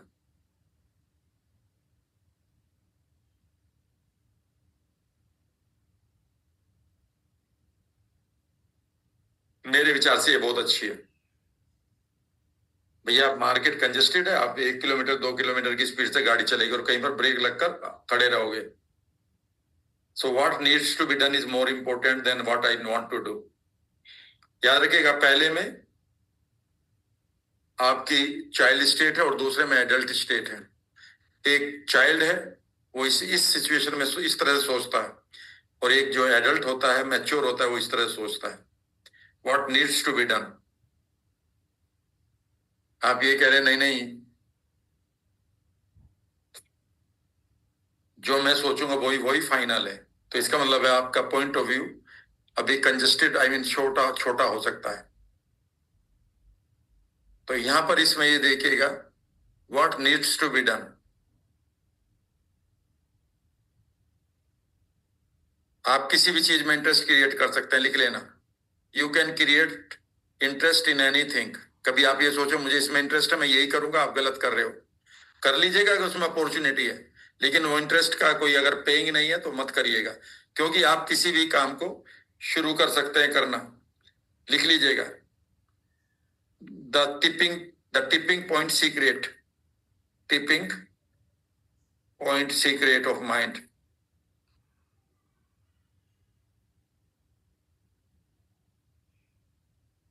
हमारे माइंड का एक सीक्रेट होता है, उसका नाम है टिपिंग पॉइंट। टिपिंग का मतलब होता है एक, टिप का मतलब होता है जब आप रिवार्ड देते हो, खाना खाते हो और अचानक आपको उसके बिहेवियर अच्छा लगता है, बिहेवियर अच्छा लगता है, वो सलाम करता है, बढ़िया तरह से आपको नमस्ते करता है, आपको प्लेट रखता है, फिर वो आपको हाथ धोने के लिए पानी देता है, तो आपको वो खुश कर देता है। जैसे वो खुश कर देता है तो एक टिप देने को मन करता है, वो टिपिंग पॉइंट है।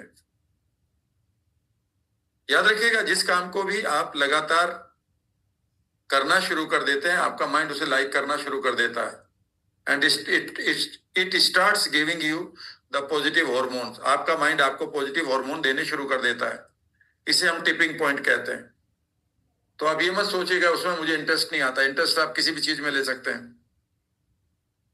अदर यू की एक्सरसाइज करके।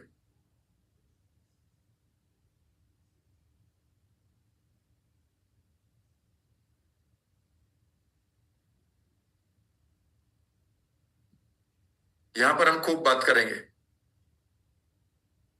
कोई भी यहाँ पर क्वेश्चन होंगे, किसी भी चैप्टर में जो क्वेश्चन होंगे उन्हें आप ले लेंगे, मैं आपकी हेल्प करूंगा जैसे इसका दिन आएगा। चैप्टर नंबर 14 या टॉपिक नंबर 14 लिखिएगा, ये 13 था।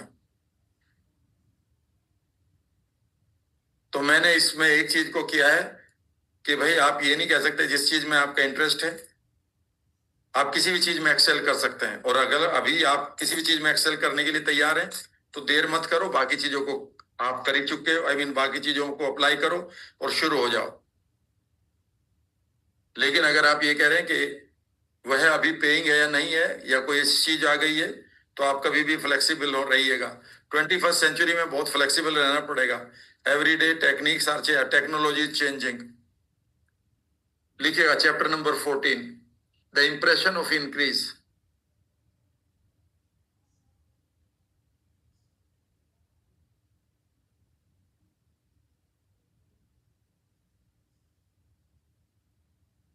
ये भी एक्शन इन सर्टेन वे है, ये वेरी इंपॉर्टेंट, बहुत इंपॉर्टेंट है, बहुत इंपॉर्टेंट है। इसको बस आप समझ लीजिएगा, ये आपको करोड़पति बना सकता है।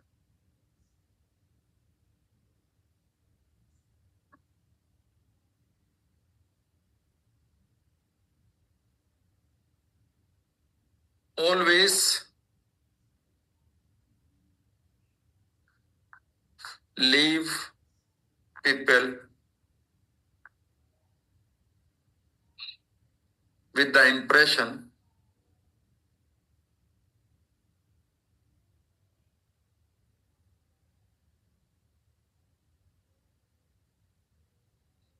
that dealing with you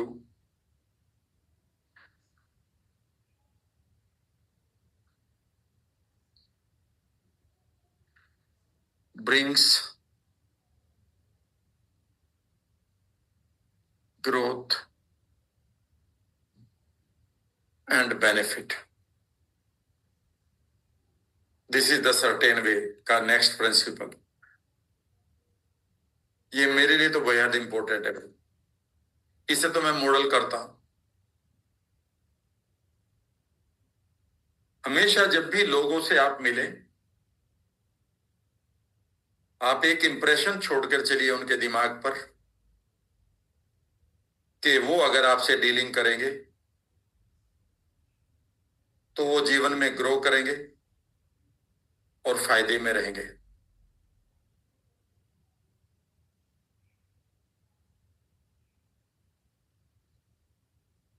यहां पर इसी को मॉडल करते हुए एक चैप्टर लिखा है नेपोलियन हिल ने लॉ ऑफ सक्सेस बुक में, जो मैंने जब मेरी उम्र 21-22 साल थी मैंने उस किताब को पढ़ा था। तब वो इंडिया में अवेलेबल नहीं थी, मैंने वो इसे इनाम में जीता था।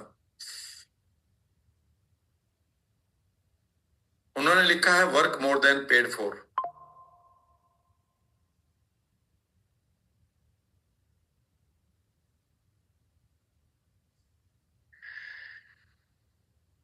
मैंने इसे हमेशा अप्लाई किया है, आज भी करता हूं। जिदमन भाई, अगर मैं किसी को कुछ सिखाऊंगा तो वही सिखाऊंगा। जितना आपको पैसा मिल रहा है आपके प्रोडक्ट का, आपकी तनख्वाह का, आपकी सैलरी का, आपके काम का, उससे ज्यादा आप हमेशा काम करो। Always work more than paid for. इसी को एंथनी रॉबिन्स ने लिखा है एक जगह, लेकिन वो इससे ज्यादा नहीं है, इससे बिल्कुल मैच नहीं करता है, लेकिन मैं आपके लिए बता रहा हूं। तो एंथनी रॉबिन्स ने लिखा, उनका नाम है एंथनी रॉबिन्स। उन्होंने लिखा है find the need and fill it. ये उन्होंने कहा है कि and you will become rich. आप जरूरत ढूंढिए और उसे पूरा करिए।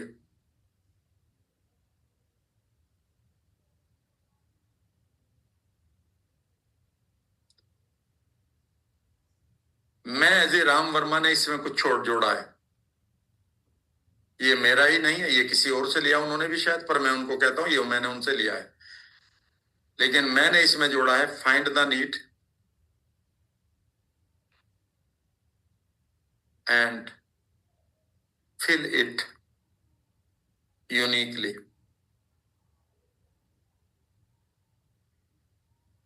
और इसमें अचानक ये पूरा हो जाता है। इसमें ऐसा लग रहा है कि अभी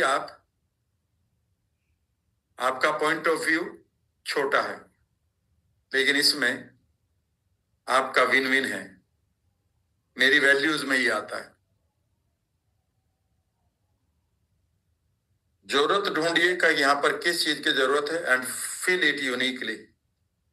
जब मैं एनएलपी को बना रहा था कि मुझे क्या क्या पढ़ाना होगा, क्योंकि मुझे शुरू करना था और मैं जो शुरू करूंगा वही बहुत सारे मेरे स्टूडेंट फॉलो करना शुरू करेंगे। तो चाहे एनएलपी के चैप्टर इतने कॉम्प्लिकेटेड और पता नहीं कौन सा कहां से शुरुआत कहां से करते हैं।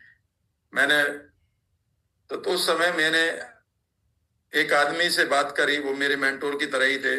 तो मैंने उनसे पूछा कि मैं कहाँ से शुरू करूं, क्या काटूं, इसमें से क्या जोड़ूं।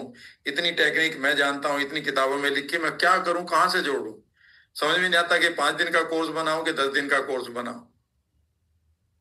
उन्होंने कहा कि कोई भी चैप्टर उठा लो और ये सोचो कि अगर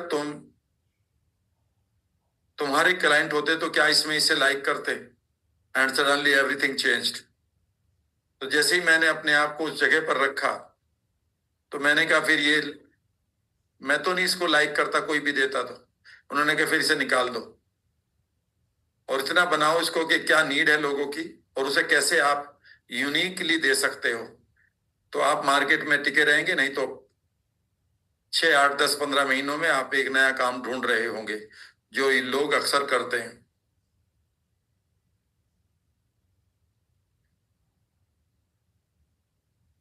So this is called chapter number 14, impression of increase. 15, 16 और लेता हूं, 17 तो लास्ट में पढ़ाया जाएगा, उसमें कुछ ऐसा नहीं है। And I mean next class में लिखिएगा 14। अच्छा 14 तो हो गया, 15 द एडवांसिंग पर्सन।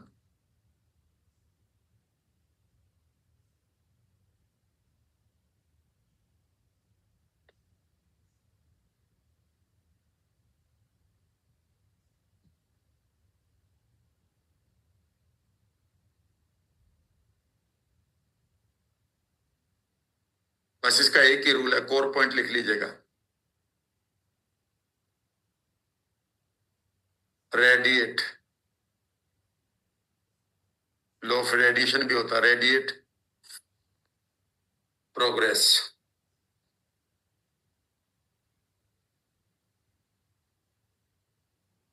जब भी आप प्रोग्रेस की बात करेंगे तो यहां न्यूरोलॉजिकल अलाइनमेंट लगा दीजिएगा।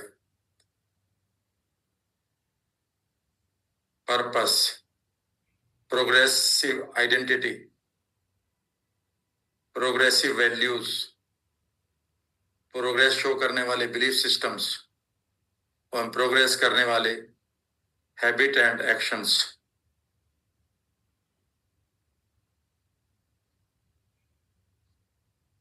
सिंपली मीनिंग ये है, अडोप्ट अ पर्सनालिटी या persona who is always growing.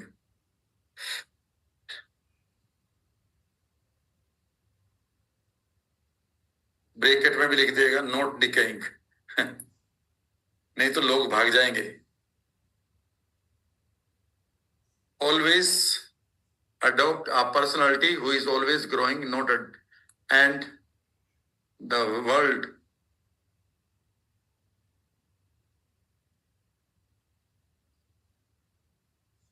will be drawn to you. दुनिया आपकी तरफ खिंच जाएगी। So never show your frustration in public. The best place is bathroom. Never show your frustration in public.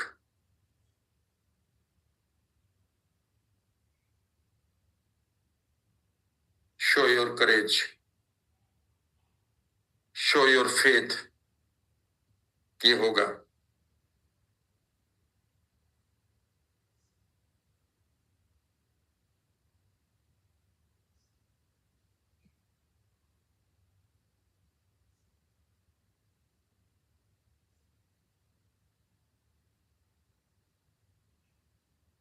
And last 17 topic है, 17वां simple total है। 17वें का मतलब है, 17th टॉपिक का मतलब है कि पूरे के पूरे का समरी एक फ्लो में। तो 17वां टॉपिक के ऊपर अगला 3 वीक के बाद में जो मनी के ऊपर टॉपिक आएगा, उसमें 17वां टॉपिक, इस सब चीजों को मैं बनाकर आपके लिए तैयार करूंगा। उसमें मैं आपके साथ कुछ एक रिचुअल्स भी शेयर करूंगा और उसे आप पढ़ेंगे सुनेंगे, तब तक आप काफी चीजों को समझ चुके होंगे। Topic number 16, red flags.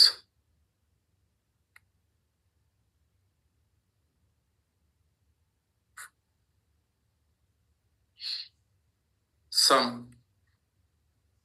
Questions, कुछ एक क्वेश्चंस जो आपको पता होना चाहिए।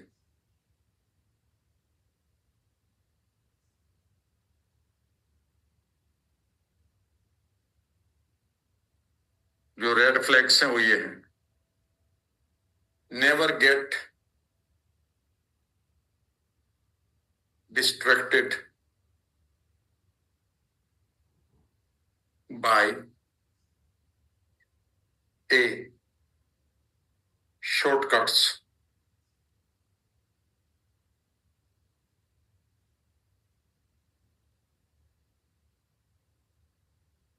There is no shortcut.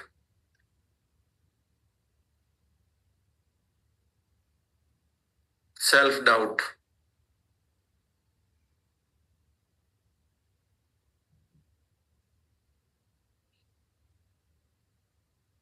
Self-doubts के आगे लिख लीजिएगा.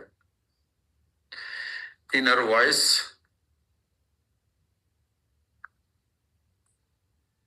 Scary images. Bad sensations. अगर आती है तो आपके पास टेक्निक्स हैं.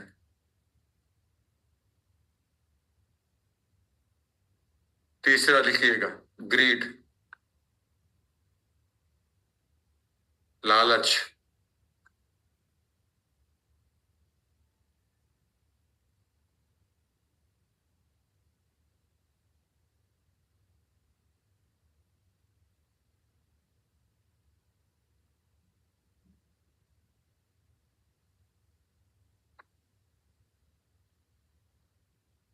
Take care of.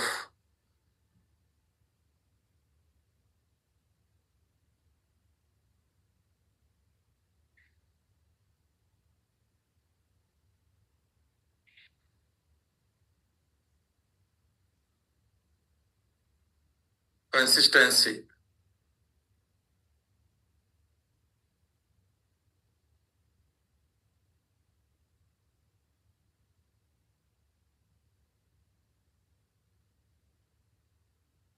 Handling frustration. ये अपने आप हैंडल कर लेंगे अगर आपको याद हो पहले स्टे सर्टेन. और हैंडल फ्रस्ट्रेशन को कौन ठीक करता है? ग्रेटिट्यूड. जो पेज ग्रेटिट्यूड जो नंबर 4 या 3 में मैंने बताया था, अगर वो वहां यहां कर लिया तो यहां लिखने की से कोई जरूरत नहीं थी. इसलिए ये बहुत छोटा सा किताब है लेकिन ये बहुत मैजिकल है.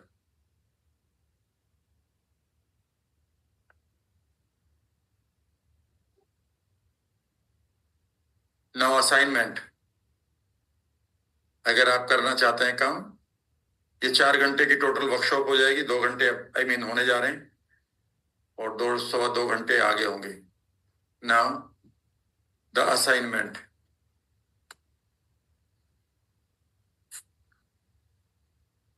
ये आप हैं.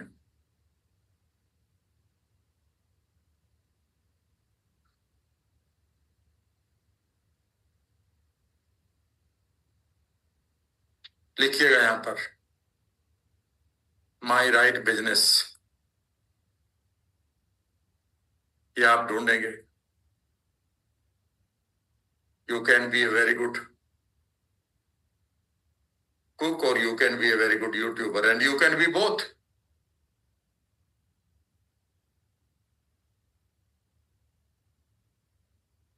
And right business को चूज करेंगे. What needs to be done.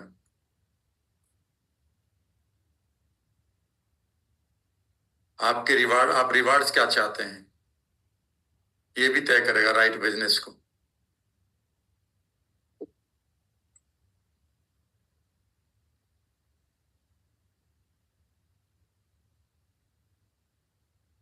ठीक है ना?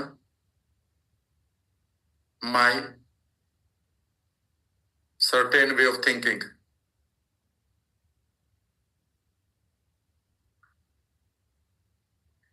इनकी लिस्ट बनाएंगे अपने ऊपर से देखकर. एंड माई सर्टेन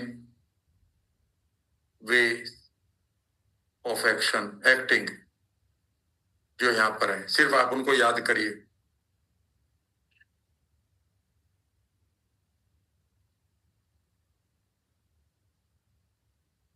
लिखिएगा my special belief to be made. बहुत इंपॉर्टेंट किताबों में से एक है, बस ये समझ लीजिएगा. छोटी सी किताब है, सारा बदल देती है, सारा कुछ. My special belief to be made number 1,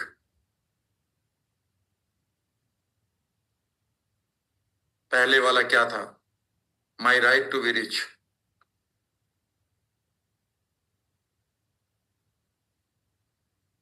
दूसरा, नो अपॉर्चुनिटीज मोनोपोलाइज्ड।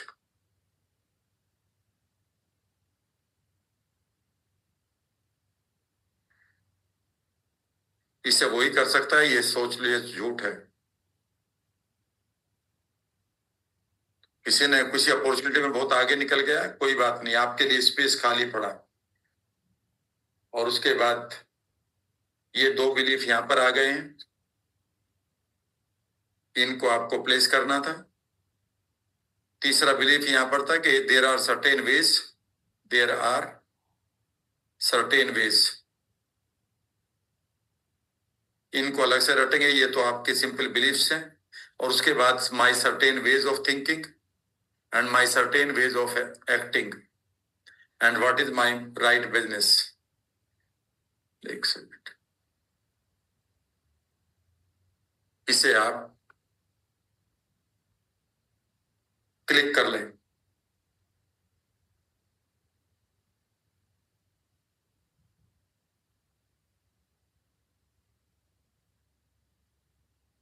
अगले कुछ दिन के लिए इस कागज को प्लीज पढ़ लीजिएगा, ये नहीं कि आज के बाद इसे नहीं पढ़ेंगे और फिर राम वर्मा जी की इंतजार करेंगे आप 21 दिन के बाद। गलत हो जाएगा काम। 21 दिन क्या गया, 30 दिन के बाद वो गड़बड़ हो जाएगी। मेरे सर्टेन वेज ऑफ थिंकिंग मैंने क्या बताई आज, उनको यहां याद करिएगा, इनके साथ जुड़ के देखिएगा। मेरे माई सर्टेन वेज ऑफ एक्टिंग, कहीं इसमें कोई ऐसी बात नहीं कही गई कि तुम ये ना करो, तुम हिंदू हो, तुम ये हो, और तुम लेडी हो, और तुम ये, कहीं ऐसी कुछ नहीं बताई गई है। माई राइट बिजनेस, मेरे बिलीफ्स, और मुझे अब क्या क्या करना है। सेल्फ के ऊपर काम करना है, दूसरों के ऊपर कितना काम करना है, अपने प्रोडक्ट के ऊपर काम करना है, जो मेरा राइट बिजनेस है उसके ऊपर काम करना है, and you will become rich from the day 1। और इसमें आज मैंने भी कुछ जगहों पर अपने आप को तरोताजा किया है। कल से क्या, अभी भी रात है बाकी, आज से उसको मैं अप्लाई करूंगा। अब हम नेक्स्ट मीटिंग में इसका complete, I will be giving you complete workshop. और मैं आपसे चाहूंगा कि जितने लोग ऑलरेडी वर्कशॉप्स दे रहे हैं, कृपया उस वर्कशॉप को, जो भी मैं अब वर्कशॉप आपको दूंगा, ये मैंने पहला खाका मैंने आपकी अपनी आउटलाइंस आपके लिए तैयार कर दी है। उसके ऊपर अब मैं अपना पूरा का पूरा वर्कशॉप आपको दूंगा। और मैं चाहूंगा कि आप इस वर्कशॉप को देने लायक बने, ताकि मैं भी लोगों को बता सकूं। अपनी रील में भी बता दूंगा कि there is a person who does it. नाम वाम इसका बढ़िया बना लीजिएगा। एंड नो बडी नोस, जिस दिन आप अपना बिलीफ को इसके तैयार कर लेंगे, मेरी जरूरत नहीं पड़ेगी, याद रखिएगा। Somebody will come and will say, यार मुझे मेरी कंपनी में जरूरत है आपकी, क्या आप आना चाहोगे? And this way things move towards you. याद रखिएगा, एक बार तैयार कर ली ना वो वॉल आपने, तो तैयार, अगर मेरे सामने वॉल है, मैं बॉल फेंकूंगा वापस आएगी, 100% आएगी। ठीक है ना? तो जब जैसे ही आप इस बिलीफ को तैयार कर लो, पिक्चर को तैयार कर लो, याद रखिएगा वो पिक्चर और आपके उस रियलिटी जो आपने तैयार करी अपनी इमेजिनेशन में, वो इतनी स्ट्रॉन्ग कर लीजिएगा कि आपको आपके विचार, आपके आइडियाज और लोगों की इनविटेशन आपको मिलने शुरू हो जाएंगे। Hope you enjoyed it.